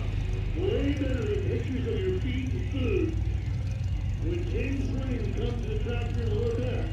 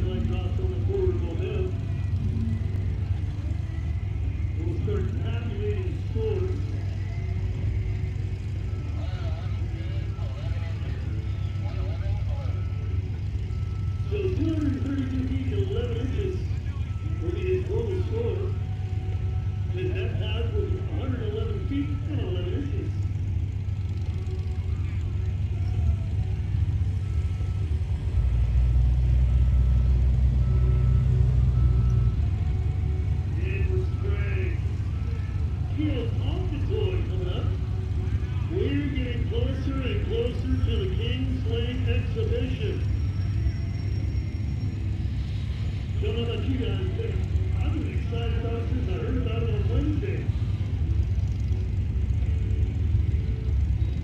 Looked all the social media posts that showed that he would be here, signing autographs and hanging out with fans. And none of the paperwork or emails that I received did I see anything about exhibition passes, whether that's in the pit or over on the sled field. I kind of feel that there's also a potential of a freestyle run. Okay, slaying the night doing the monster truck still. Unofficially, of course. Unofficially.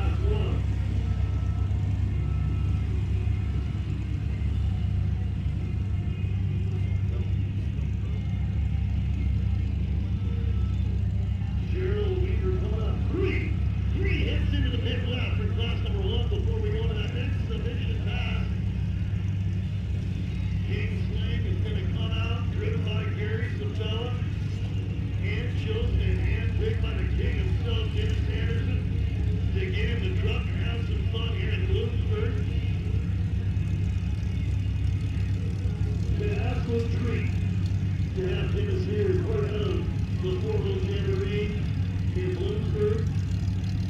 It's been a few years since I've been able to see him, hang out with him, a little talk to him. So getting to chat with him yesterday and today has been absolutely phenomenally cool. So I hope you guys have been great. All the autograph sessions that he's doing and participating whenever he's participating with you. While he's here, believe it or not, dude comes out and he loves the fans. He understands.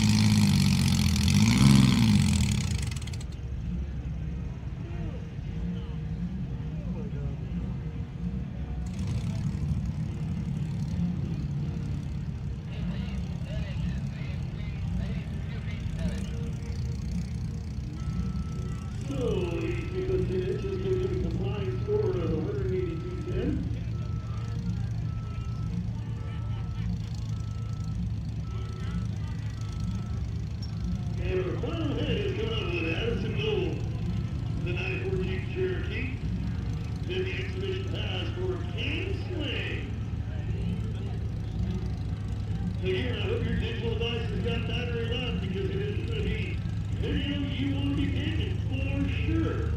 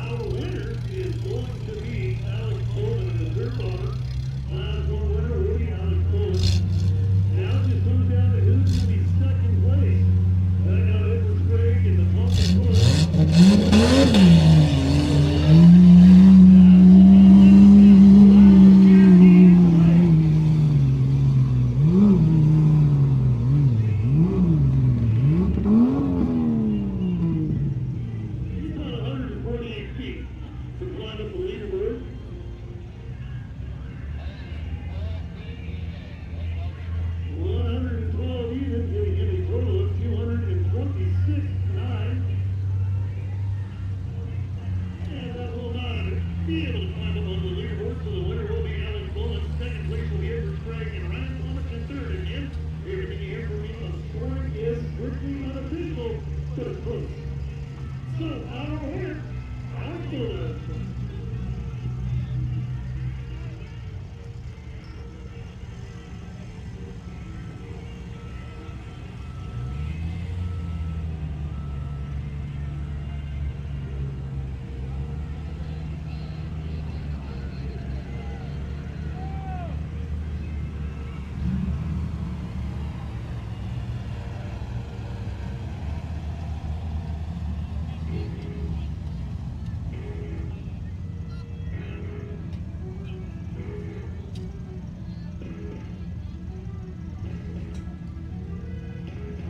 Once he's out of there, everybody out there in the infield is going to scatter. They're going to find themselves the safest place for themselves to eat. So we have King Sling Excavation in the pit.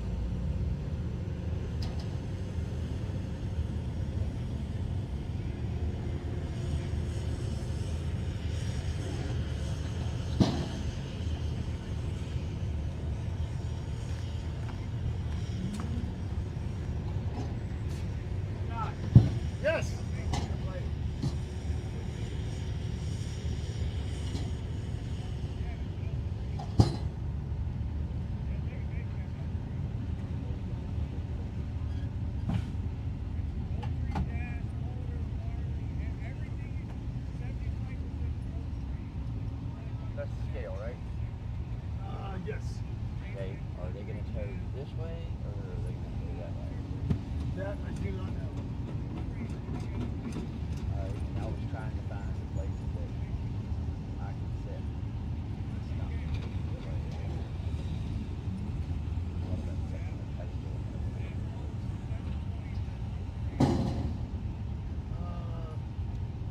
Yeah, I don't know why they wouldn't find the. I'm kind of probably stay tight to this house and the K-rail around it. Okay. That way, something really bad happens.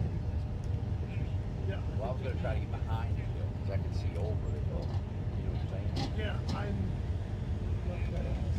No. I'm not asking you. I'm Chin beard. Yeah. Negative. That's crazy.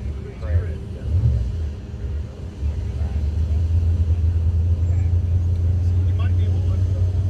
But I gotta go set up for this deal. All right, you're going to start at 5:30?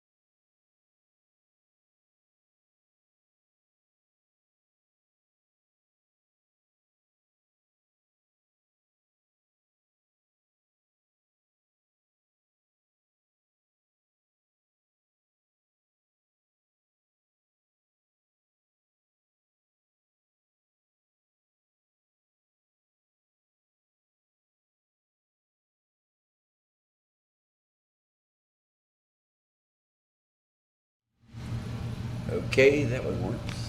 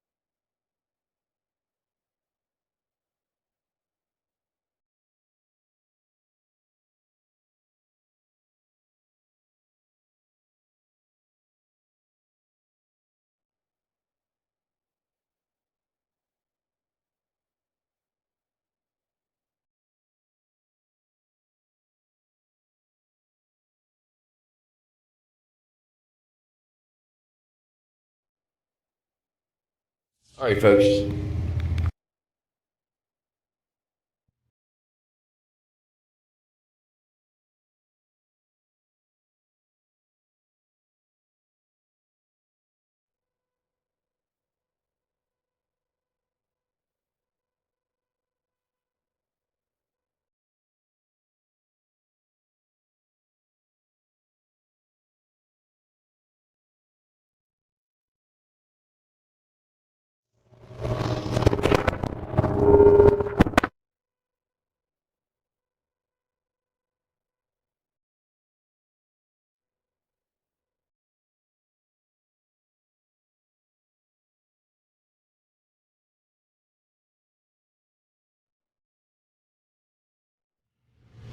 All right, check test 1 2.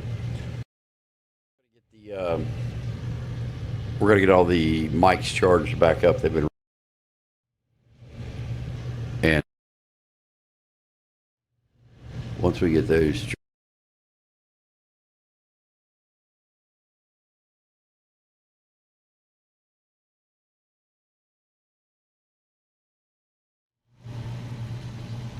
Check test 1 2.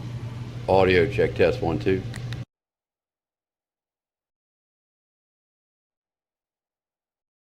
Check test 1 2.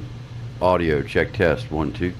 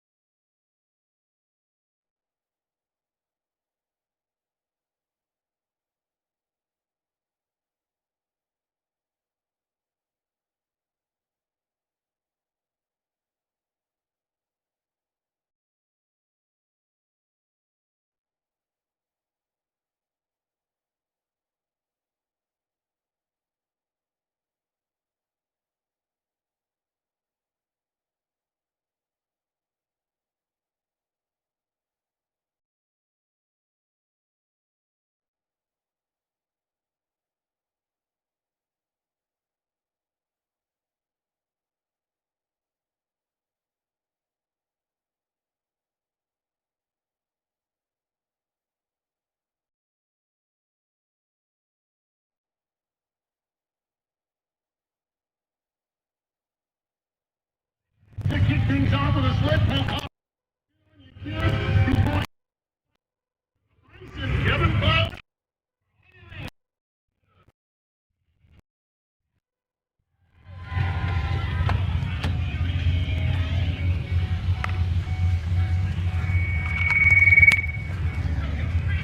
We'll be opening up with our Pro Street category. Pro Street, there are 16 hooks in class in our Pro Street. Leading us out is Pretty David Zona from Montrose, PA. The non-profit one-ton Chevrolet. As they roll across the scales, and they'll head on out too. Up to the sled. You look at the overview of what the sled is. That currently sitting there is 40,000 pounds of dead weight. You all know about how the weight transfer box comes to the front. As that weight box comes to the front, it's got a bottom pan. On that bottom pan, there are chevrons welded into it.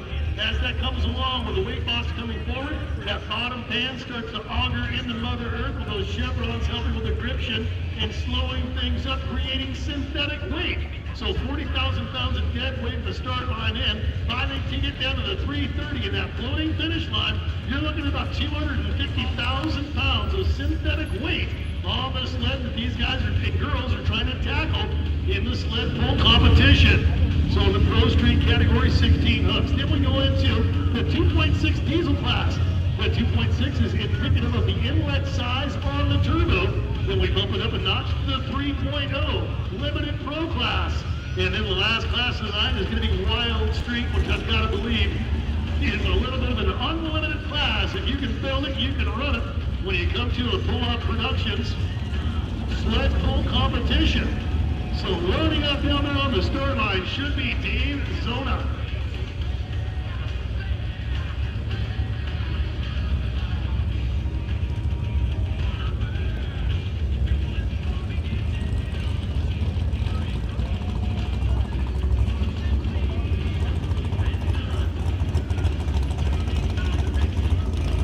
So in this Pro Street category, the one-ton Chevrolet, the non-profit. And if you guys would actually get deep into it, dive down the rabbit hole, and find out how much a pro for a class puller is, and then if you would look at their payout for what they make for winning, it would absolutely shock you. They do not do it for the love of money, they do it for the love of the sport. That's one thing about truck and tractor pulling. It is one of the original forms of extreme entertainment in the United States of America that started way back in the day in the farmer's field with a slip sled. Family members, cow members would consistently, as the tractor went down the track, step onto that slip sled, increasing the weight obviously, until as they track that thing will stop just by the body count on that slip sled.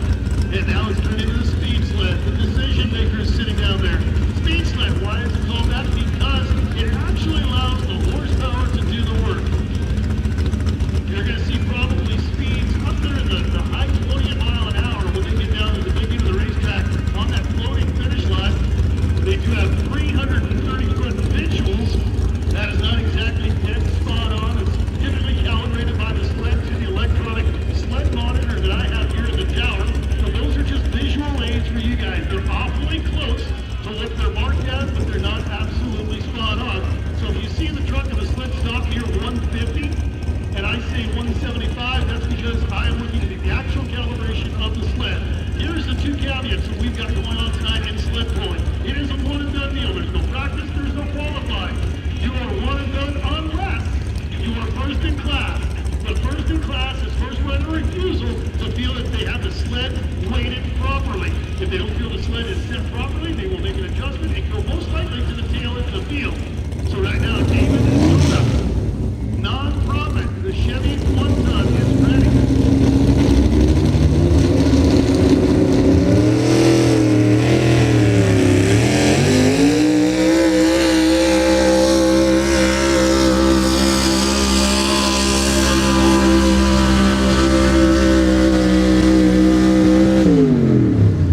Weight transfer comes to the front for David Zona. 268 feet 9 at 22, almost 23 mile an hour. Now we'll watch for the hand signal. Wait for the hand signal from that head flagger there at the finish line end. Thumbs up, he'll keep the run, thumbs down. He wants to reset sled.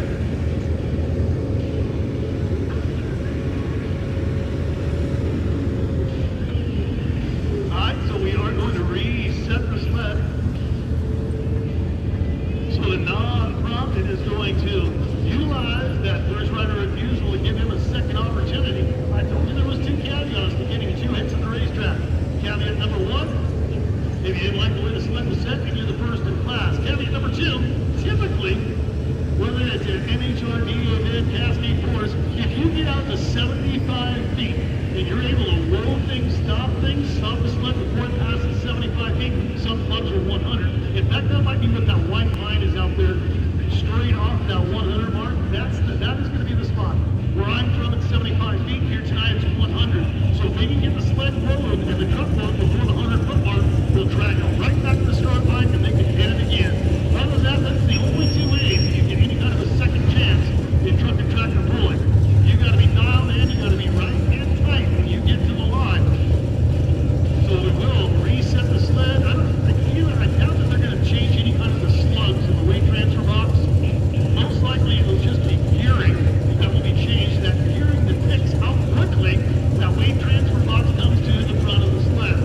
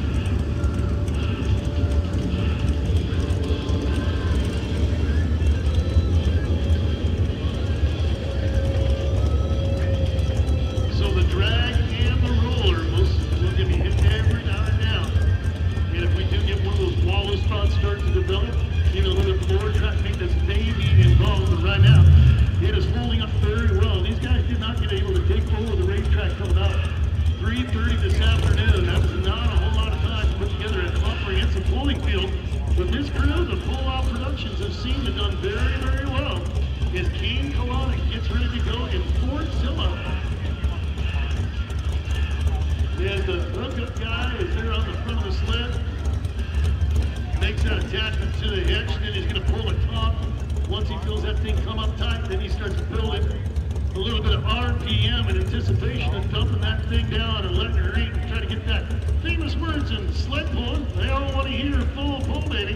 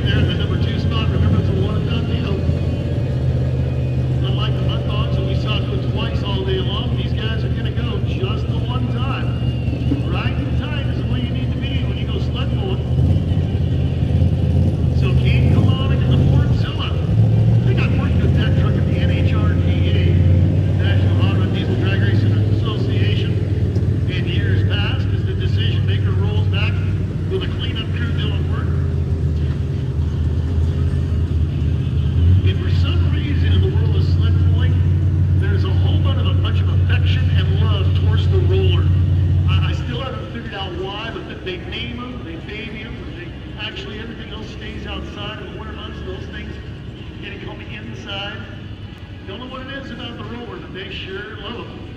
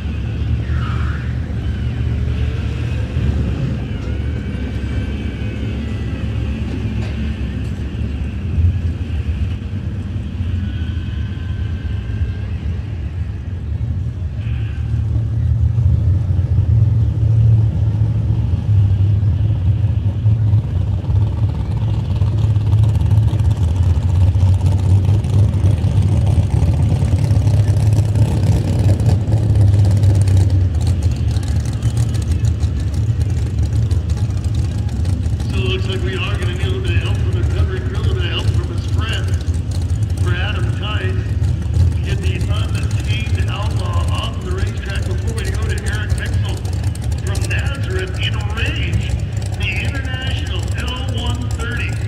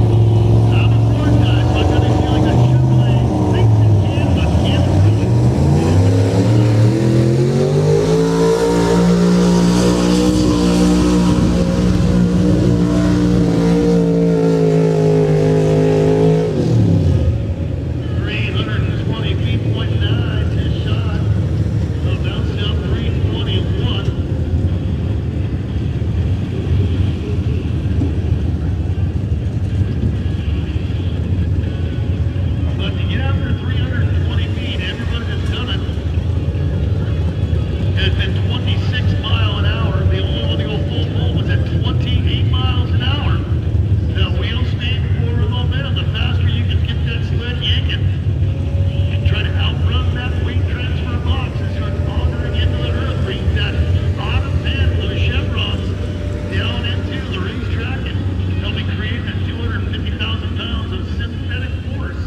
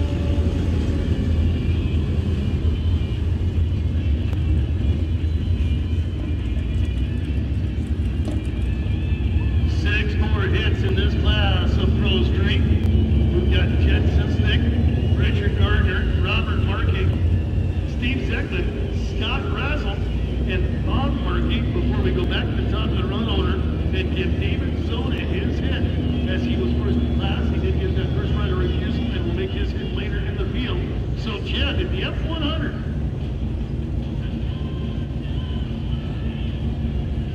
just one body style short of where I got into the Ford game. Went from that rounded nose and then the high boy look was the next generation of the Fords. So the F100, that means it was stock showroom floor as a half-ton. I'm quite certain once the running gear and everything underneath it is not a half-ton running gear, for sure.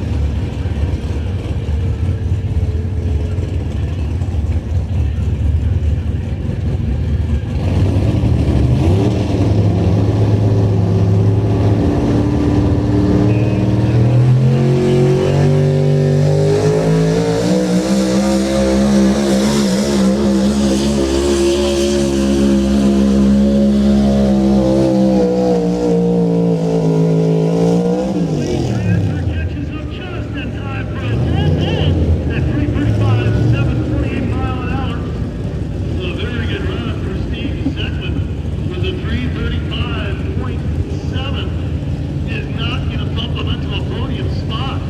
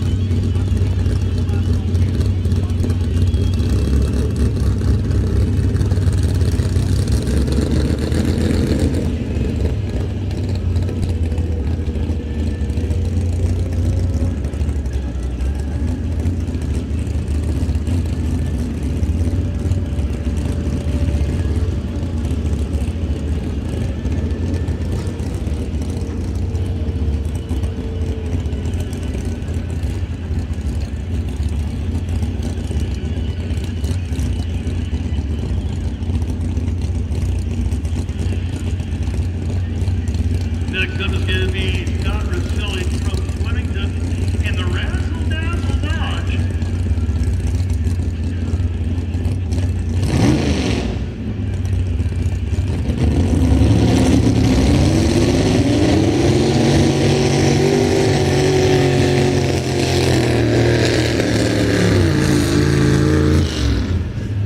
Not going to be what he wanted in the Razzle Dazzle. It's going to be just either Razzle nor Dazzle. In fact, that looks a lot like my mother-in-law trying to get out of her easy chair.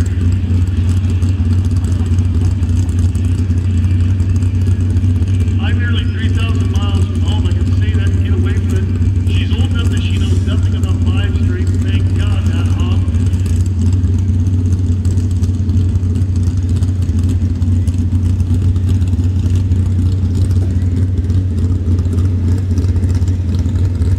So they are dragging him back.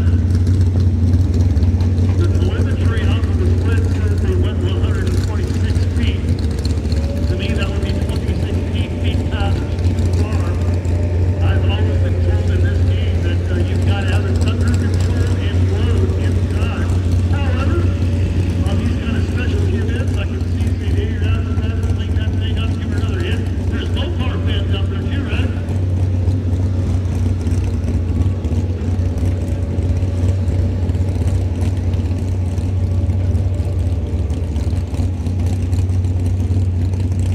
Alright, so they're going to utilize those caveats that I talked about earlier on getting 2 attempts at the 330 feet of fun. So, looking back up, Scott Rosilli and Razzle Dazzle.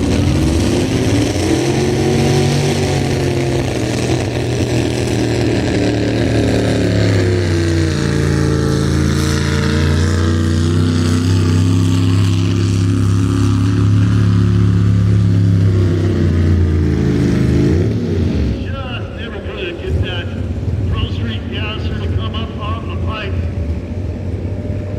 So unfortunate turn of events for Scott coming all the way from Flemington and then having a subpar performance here at the Bloomsburg Jamboree in the Pro Street gas class courtesy of Pull-Off Productions.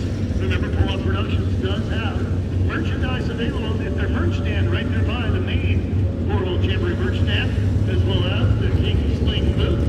And you can get off board Sergeant Smash, the Monster Ride Truck experience.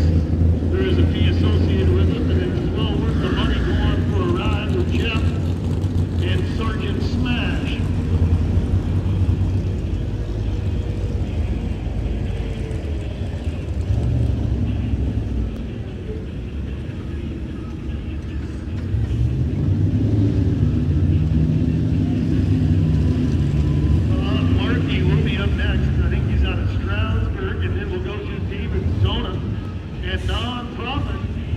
non-profit started and will finish this Pearl Street Gas class.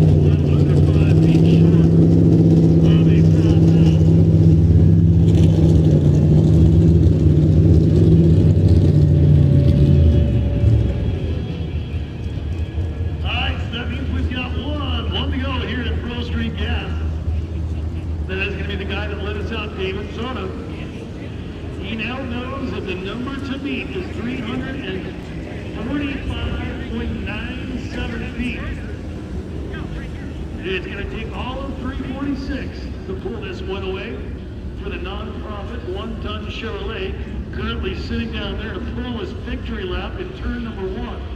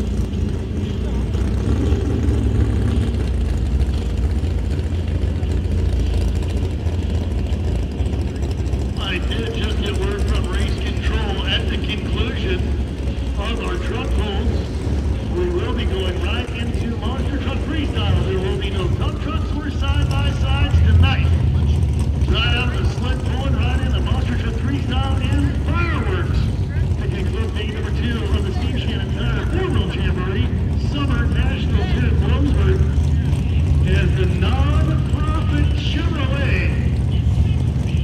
Currently the leader is at 144 to 345 feet. So the low time in a classic matchup. Low time.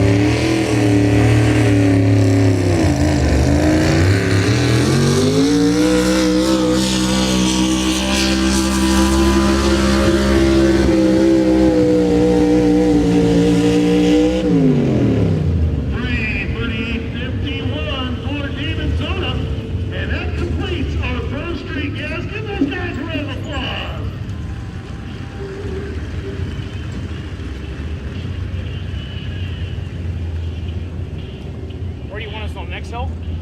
Next hill's okay? Yeah, okay.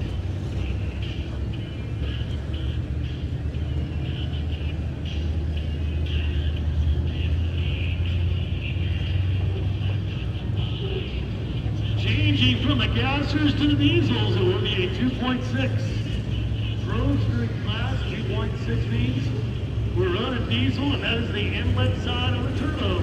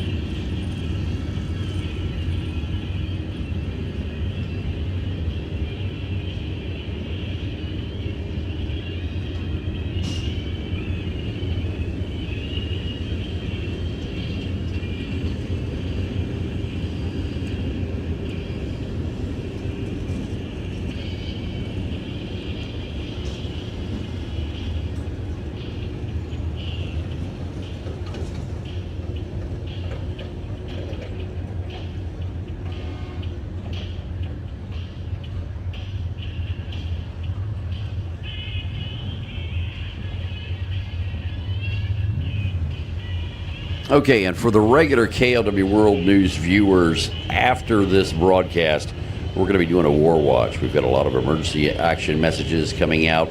Iran has struck another ship in the Strait of Hormuz. There's a whole lot going on around the world, so we're going to be covering that as soon as the fireworks end here tonight. So thanks for joining us. Hit that thumbs up. Subscribe if you aren't already, but consider becoming a channel member. So we're going to continue with these truck pulls and fireworks later tonight, and then we're going to do a war watch and an update on what's going on in the Middle East.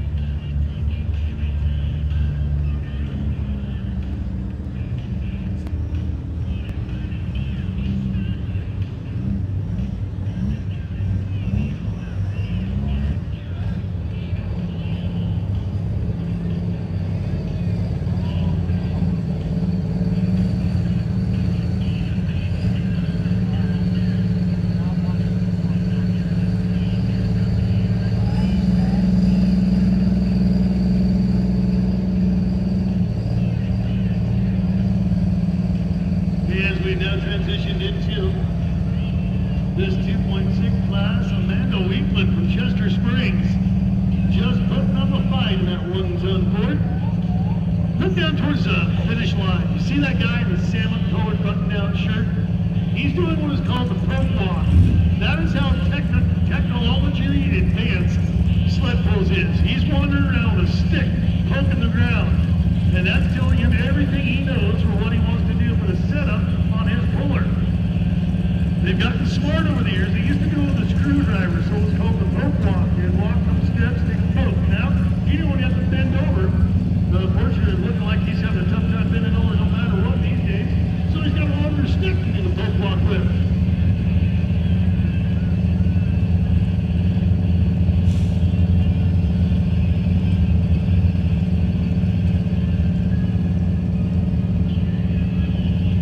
So looking at the Pro Street gas before we send this 2.6 class.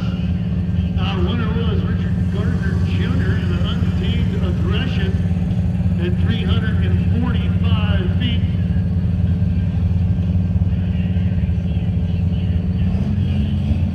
Then 339.86 for Robert Markey. His second. But now we're going down the racetrack and they start to spool up.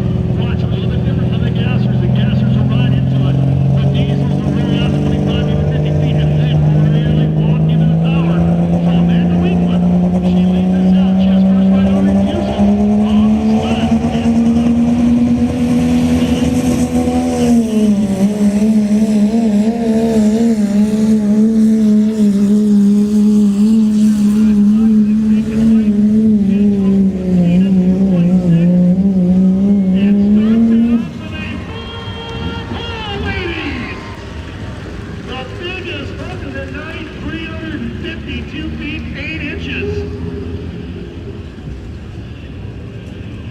So 352 and 8. I'll bet you she says, I'll take that, I'll keep that, and let the rest of these guys try to catch me.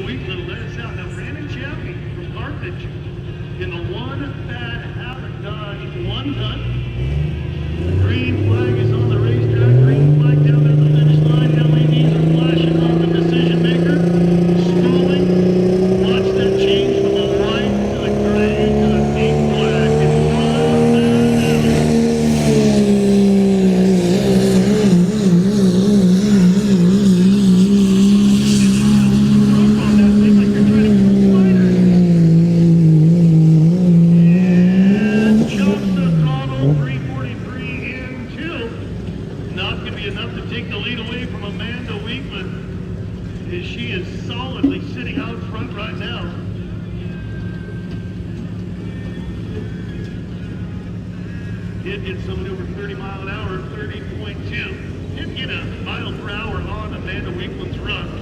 Gotta envision that it was probably at least maybe 30.8, 31 to be able to get that 352-foot distance that she was able to attain. Sean Urrea from Terryville in the top priority reloaded Dodge Ram coming up.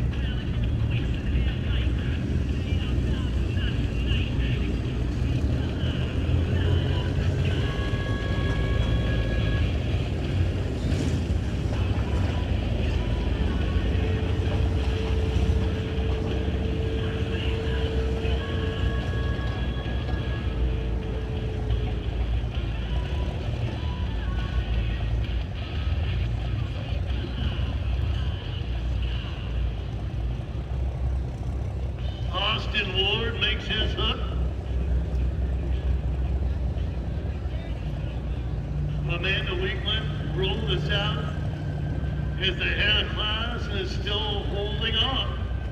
What we saw in that prior class in Pro Street, the hitters just kept coming, the numbers just kept getting bigger towards the tail end of the field. But here, that lead driver is holding on with just a few more hooks left.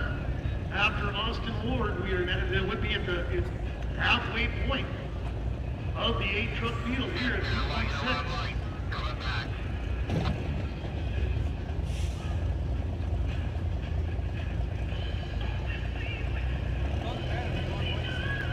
All of this weekend's motorsport attractions are being streamed live across the world by KLW World News. Check their YouTube page for all of the footage from this weekend. Schooling up. Austin Ward, Plan B. Nick Schumacher, what Plan A drove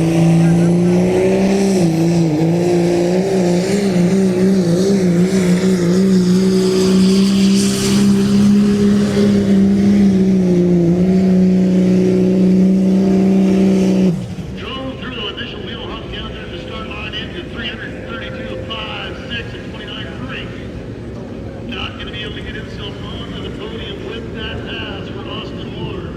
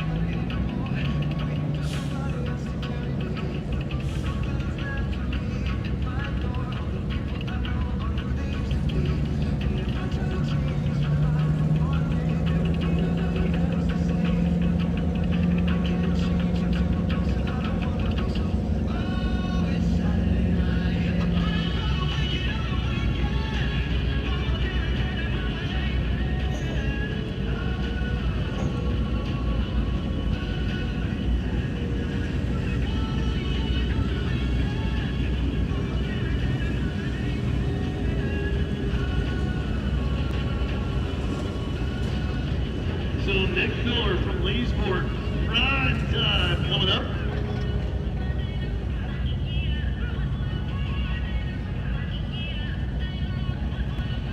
I would like the truck, but I hate Deion Sanders so bad. And unfortunately, the prime time is ruined for me. TMC 3/4 ton coming up. Nick Miller.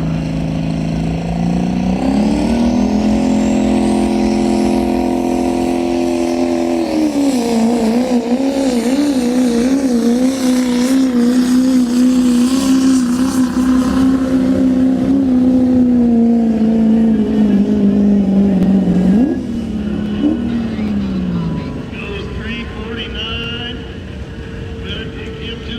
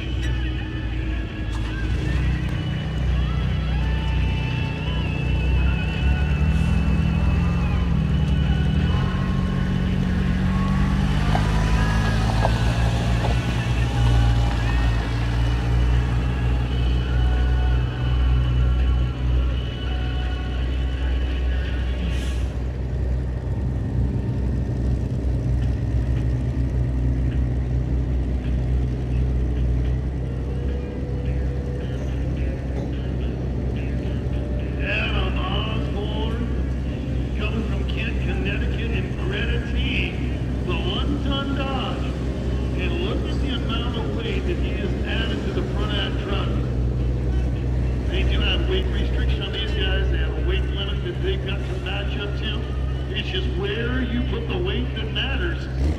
And right now, Adam Osborne is hoping he's got the weight set right, hope he's got the tire pressure right, and he hope he's on his A game. Because right now, Amanda Weekland is looking very, very strong.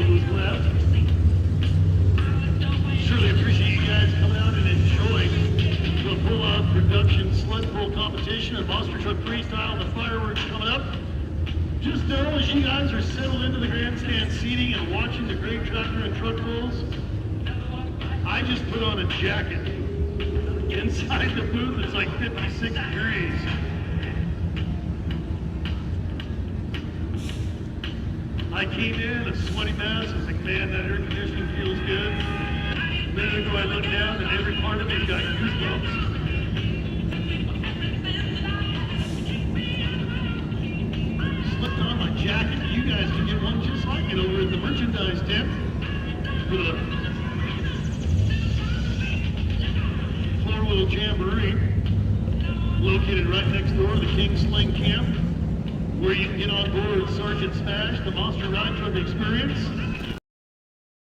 Lifetime on Sergeant Smash. Be here all day tomorrow as well. Full day of activities coming our way on Sunday. We're going to start with mud bogs at 9 a.m. Class 6, Class 4, Class 7, and a King Sling mud run. Then at 11 o'clock, Dennis Anderson of King Sling will be at the autograph booth signing their King Sling tent. Then we have our National Tire and Wheel Burnout Competition at noon. 1:30 to stock Tuff truck racing and side-by-side brackets. 2:30 to 3, we get the best kitty cart and participant awards at the main stage. And we'll close out the motorsport attraction here at the grandstand. Monster truck racing and freestyle, as well as the Mod TT, Mod Tuff Truck bracket racing. Down, sitting down on the lot.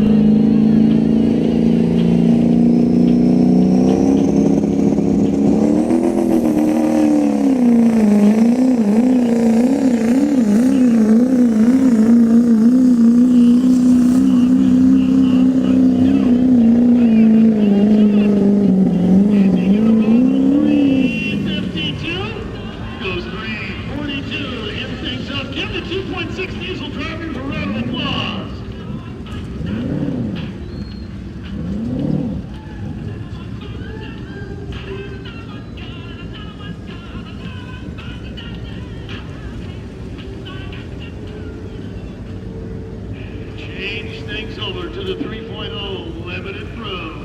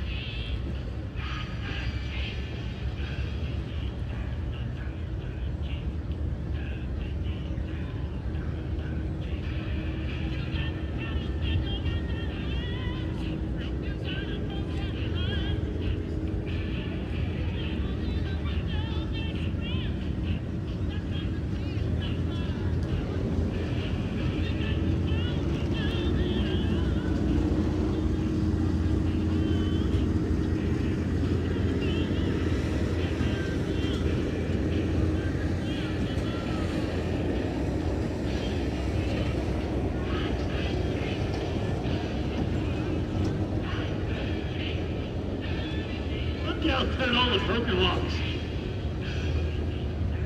I just think it's absolutely ingenious that they decided to go ahead and make the poke and stick a little bit longer.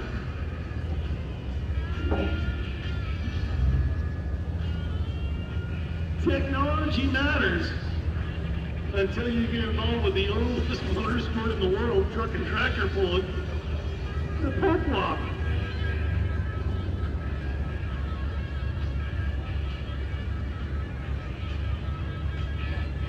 So as we bump up to the 3.0 Limited Pro class, which again is indicative, that 3.0 is indicative of the inlet size on the turbo. Kyle Stickerman, Richard Wolf, Derek Smith, Michael Garofalo, Chuck Dutter, Gary Corey, Tom Nicholas, and Andrew Sekak are the 8 drivers here in our 3.0 Limited Pro class. Pro block just about done. Look, they are adding another slug to the weight transfer box. Typically, those slugs are about 1,000 pounds. When they start adding slugs to the weight transfer, that means the horsepower is increasing tenfold.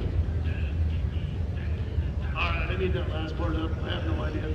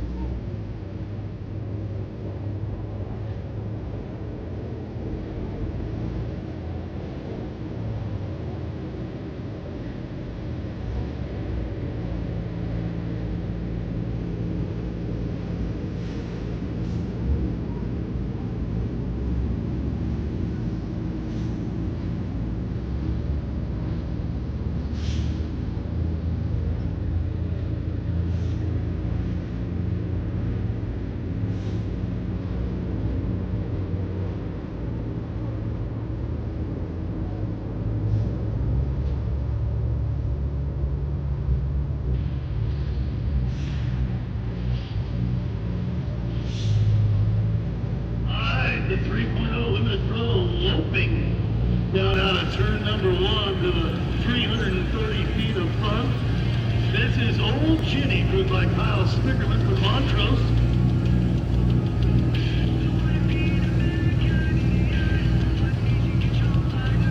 That's the generation of Dodge that actually had a coolant good, but that is also the generation of Dodge that made me feel like you had to pull the door handle, pull the door handle completely off the door to get the thing to shut.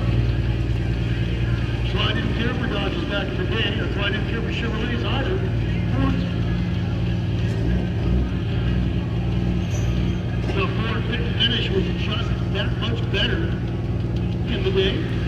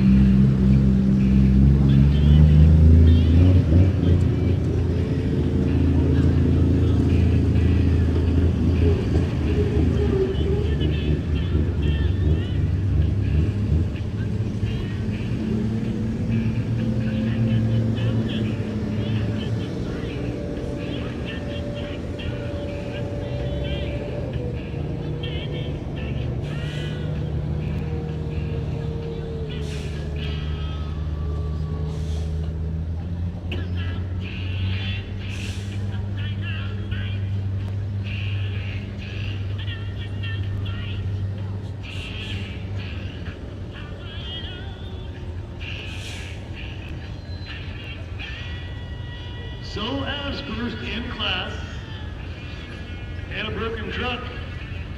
The caveat is removed from this class. They'll run what they hook to.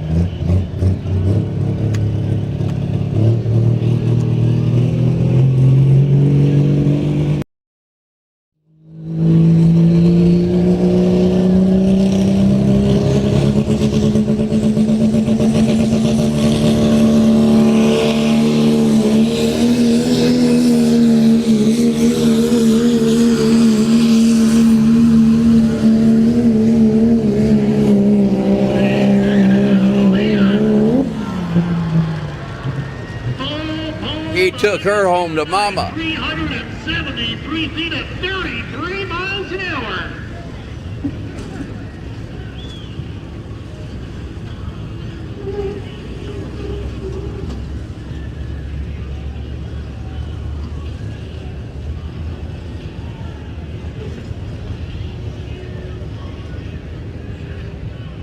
And the driver will keep that 376 and 3.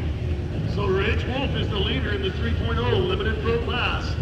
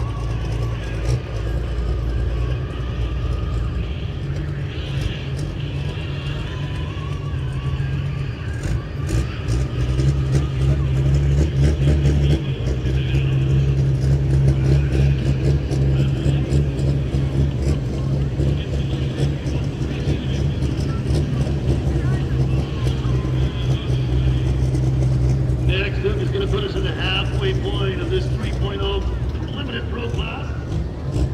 Michael from Lake Ariel and Perseverance will be our next duck and officially at the halfway point of 3.0 limited pro.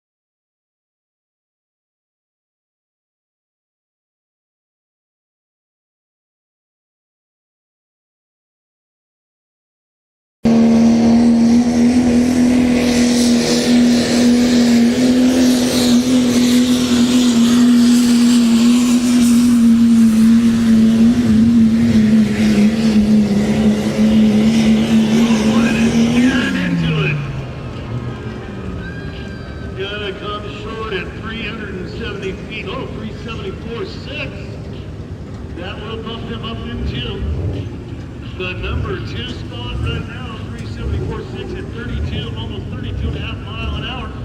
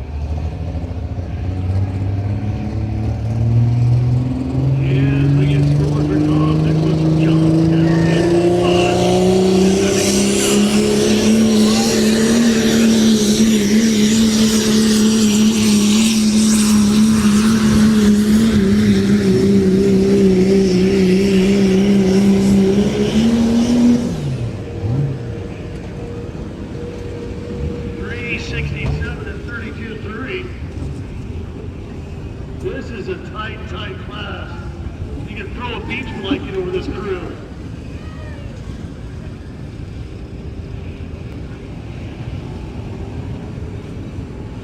And Andrew's coming up last in American Ride, Ford F350.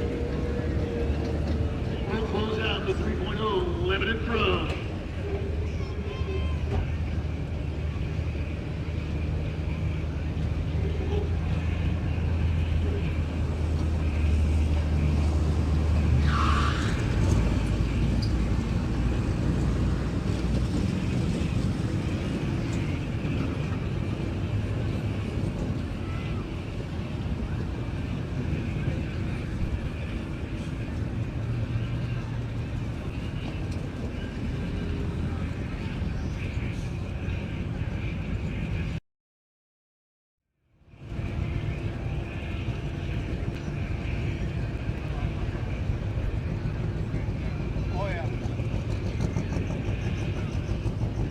Get your digital devices ready. After this hook, it's time for King Sling.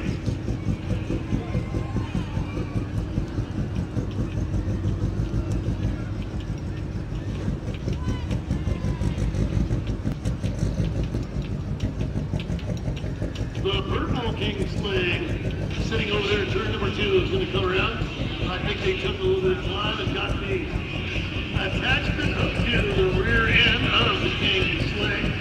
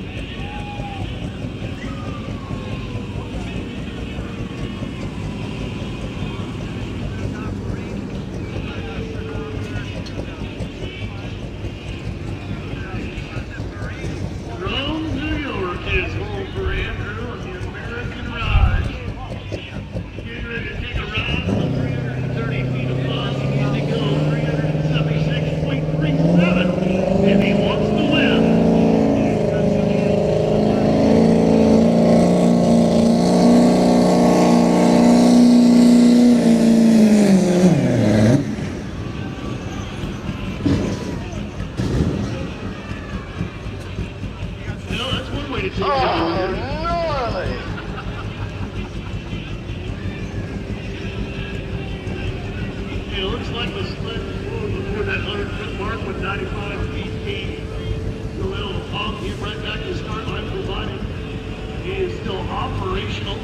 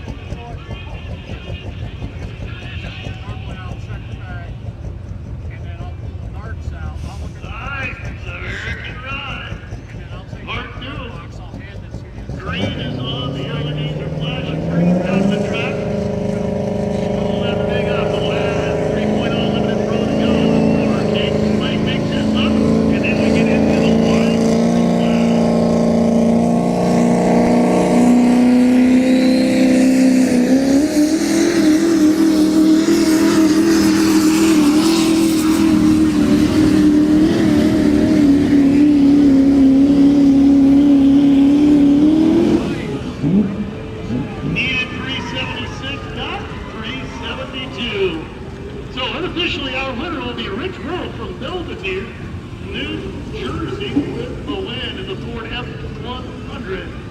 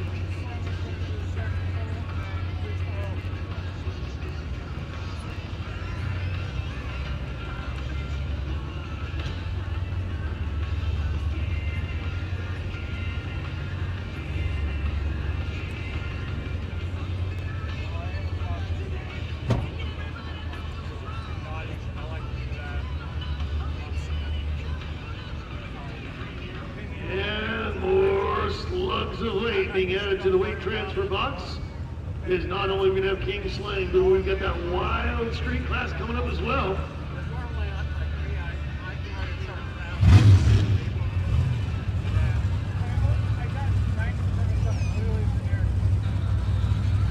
And we all know what this tune means.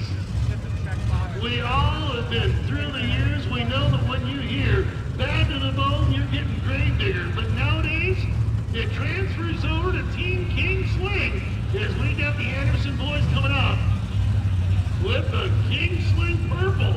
Brian Wright is actually driving for Dennis in the King Sling Purple as it rolls up to hook the sled with exhibition pass.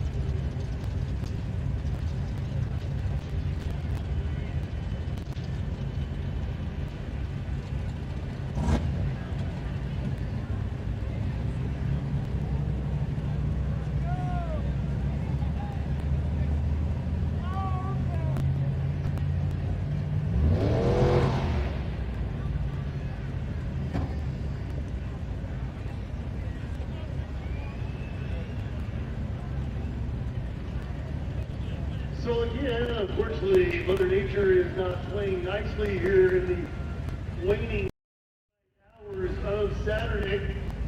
And sled pulling is one of those motorsports that just does not work when it's slick for money. So right now they are currently getting their heads together for the pull-off production team and the World Jamboree folks to determine what they want to do. They do have 19 hooks left in that wild street class, about 2.5 minutes a hook. So they'll try to wait and see. Probably everybody's got their weather out, trying to decide where they're going to be, where they're going to be at. The thing about the monster trucks, they can go in the mud. Is it as fun when is it as dry? No. But the monsters can play in the mud. So currently in a holding pattern. Before we make a decision, I'll let you guys know when I know.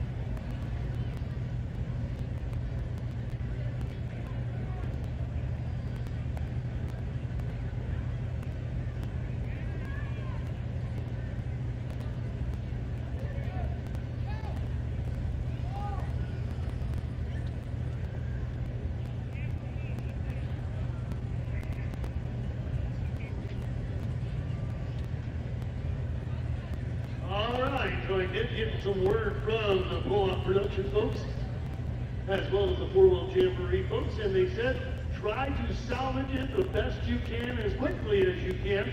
But do remember, they have those 19 hooks still to go this evening. They're in that Wild Street class. So the decision has been made. Mother Nature looks like she is done raining on the parade.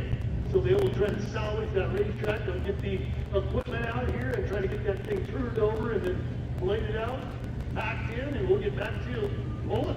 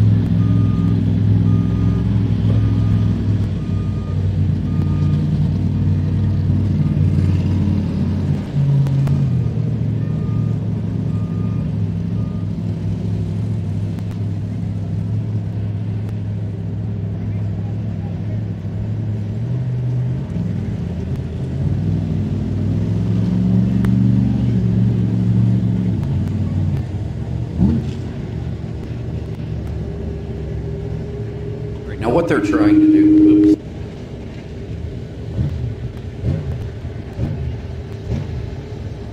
Turn that down a little bit. What they're trying to do is mix the sloppy, muddy surface with dirt that's down below that, say an inch or two. And as they blend those two together, well, it reduces. When you and Timmy get done, we're just gonna run a roller over it. So they're gonna process it up like this, and then they're gonna run a roller over top of it. So they're, right now they're just trying to, it's on the blade that they have on the front, or box that they have on the front, has multiple blades in it, and it works like a box blade. So it scrapes, mixes, blends, smooths, and then levels it as it goes by. So it's a multi-purpose box blade there. Give it a little better look. So it's got little scarifier teeth in the back that rip it up a little bit.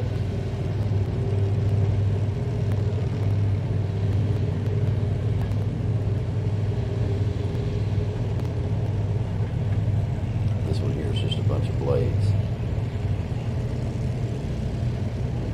Oh no, it's got scarifier teeth too. So they're going to work it like this for a little while, and then they're going to run a roller over it to pack it back in. Very similar to doing a dirt track.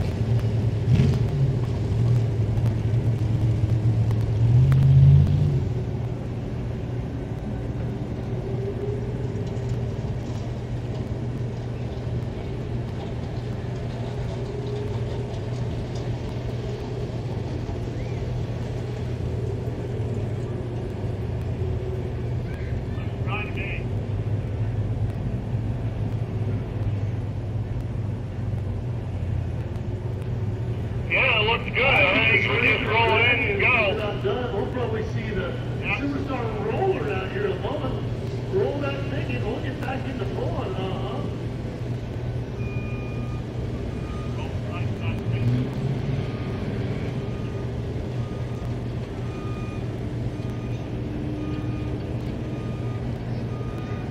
Oh, it's starting to mellow right out.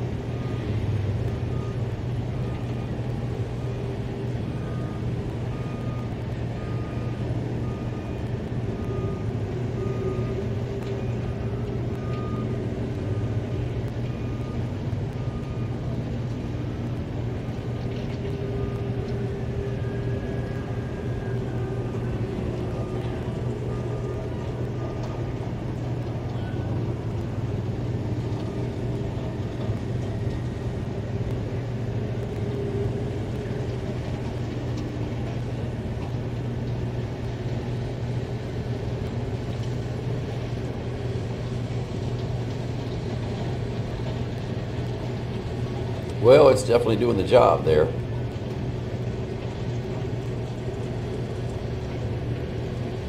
Hey, you gave me the wrong clipboard. The wrong clipboard? That's the only clipboard I see in here, so I don't know where you put it. Does it have the classes on it?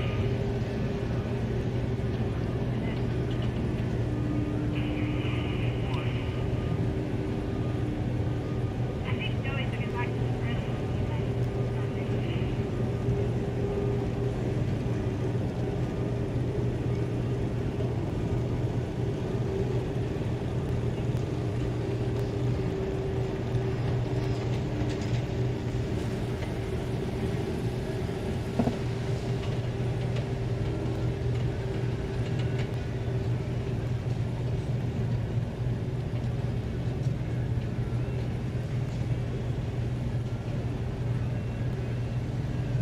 So there you can see the boxes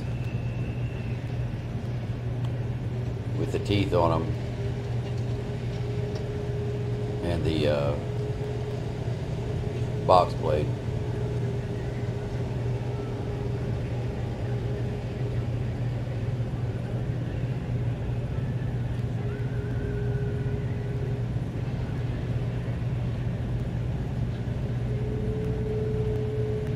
Y'all want to get ready at the start line? Have everything ready to pull on so we can get going. Ready to go out now. Just had to wait till we got this section up here where the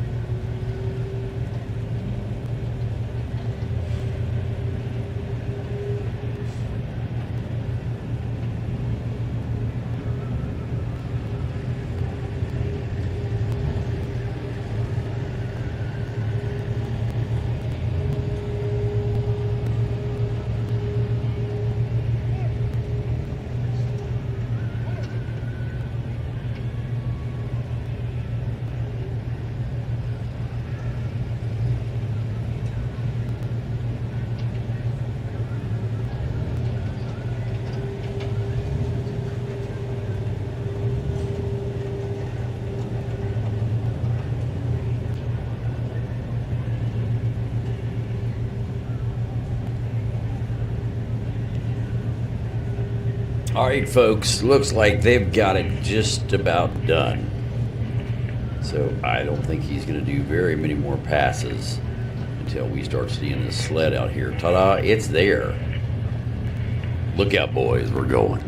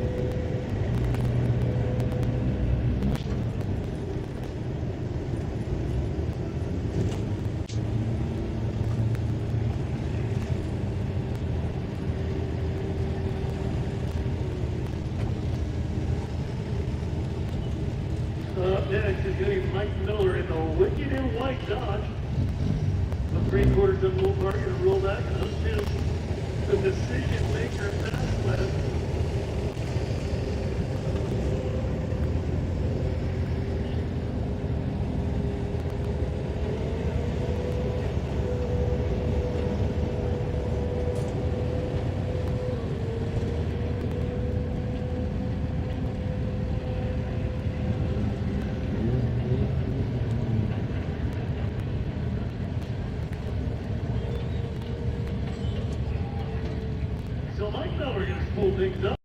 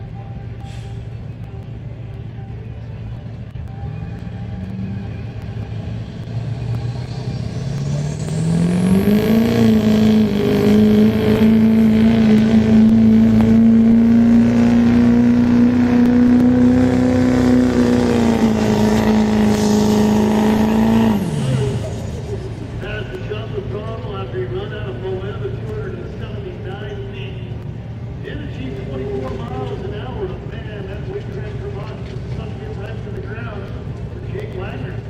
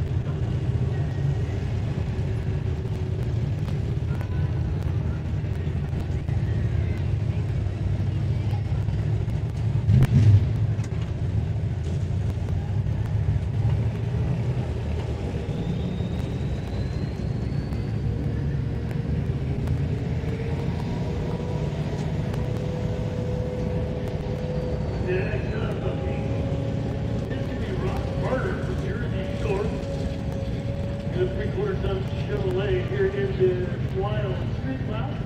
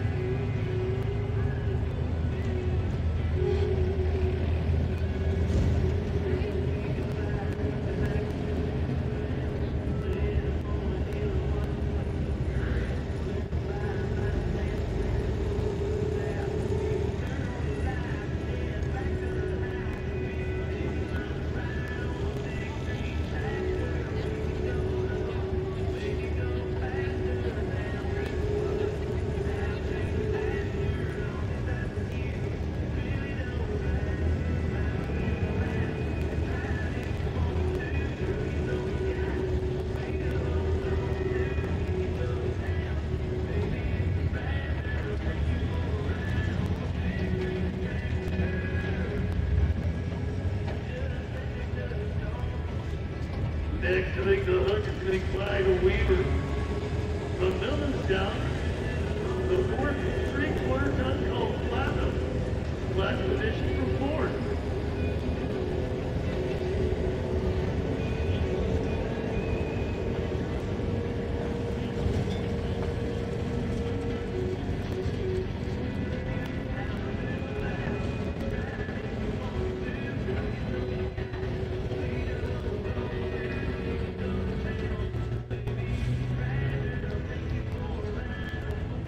So Platinum needs better real challenge and forward to be able to get to that top spot. Here on the 800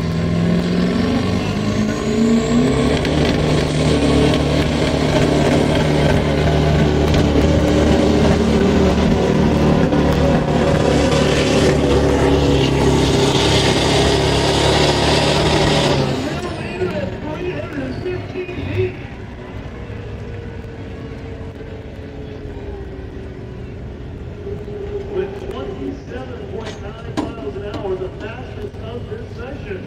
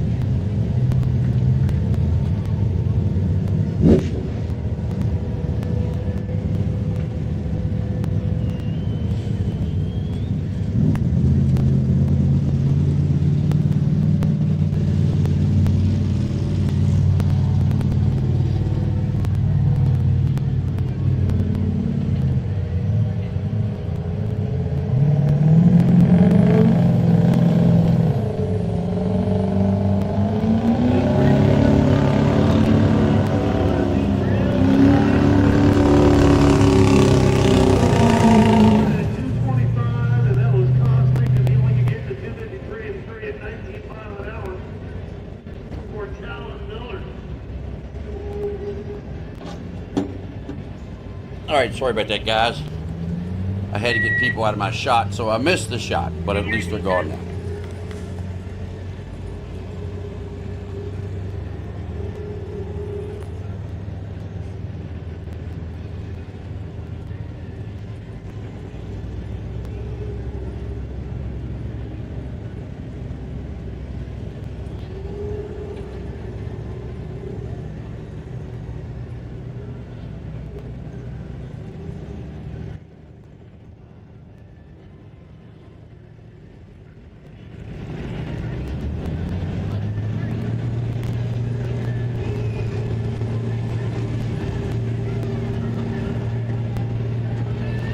Our next cook is going to be Scott Beers.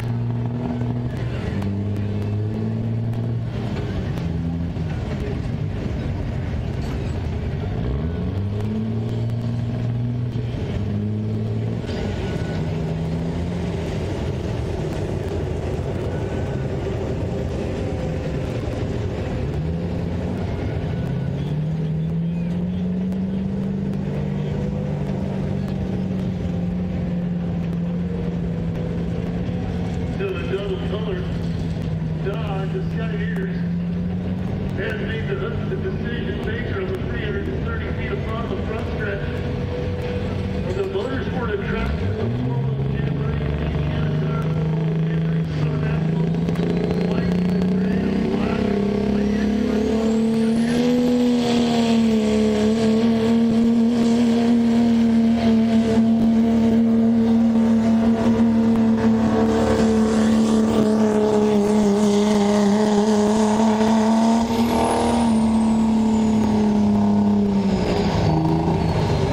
Turbo didn't want to slow down. 3:08.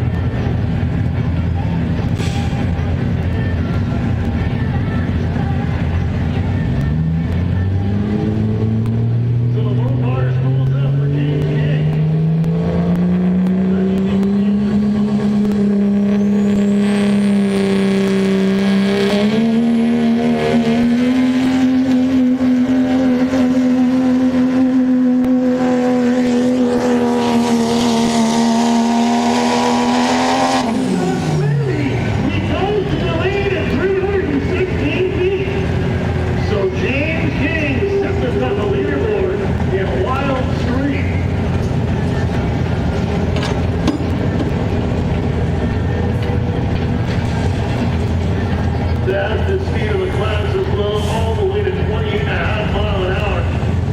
That dude's riding a decision-making sled. He's getting one carnival ride after another tonight.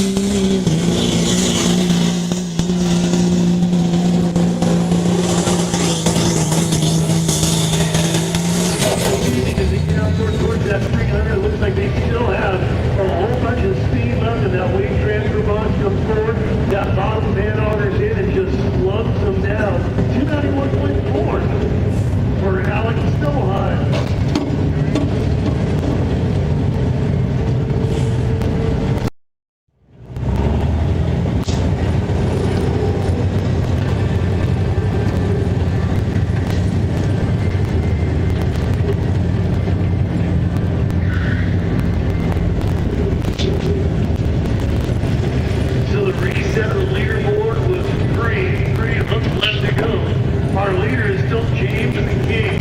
He was 316 feet.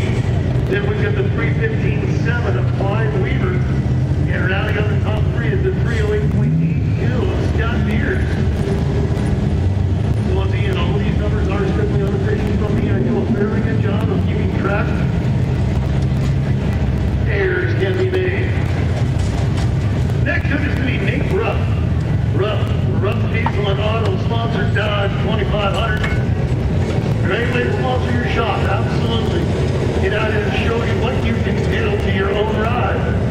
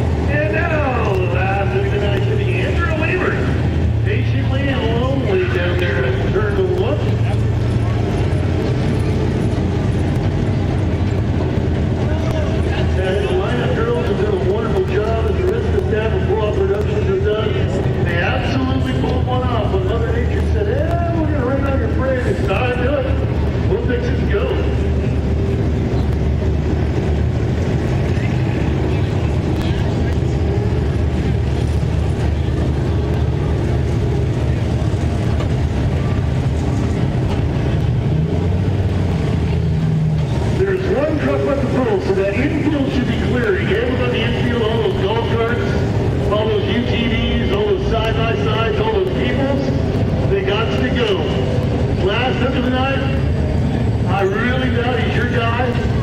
If he is, stick around. Everybody else start losing going. We need that infield clearing, please. Everybody infield. You gotta go.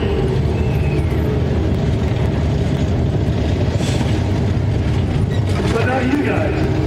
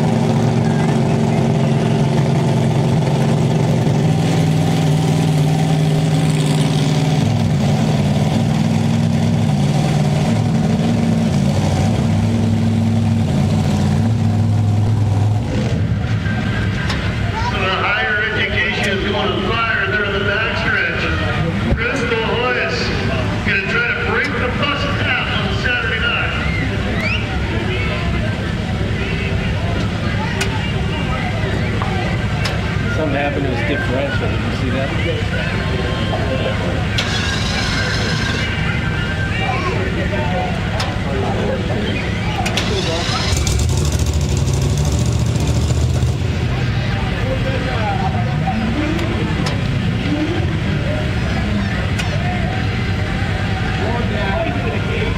What's up?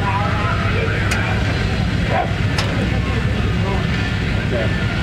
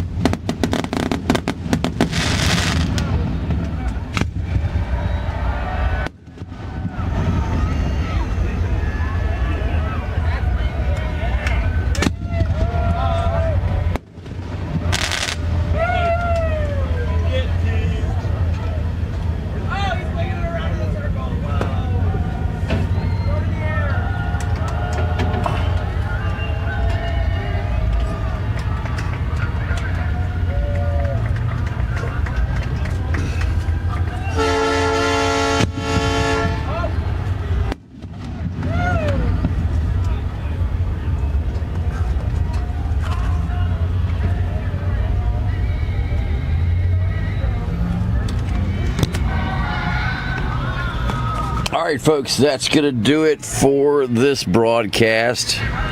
Thanks for joining us. We'll see you tomorrow.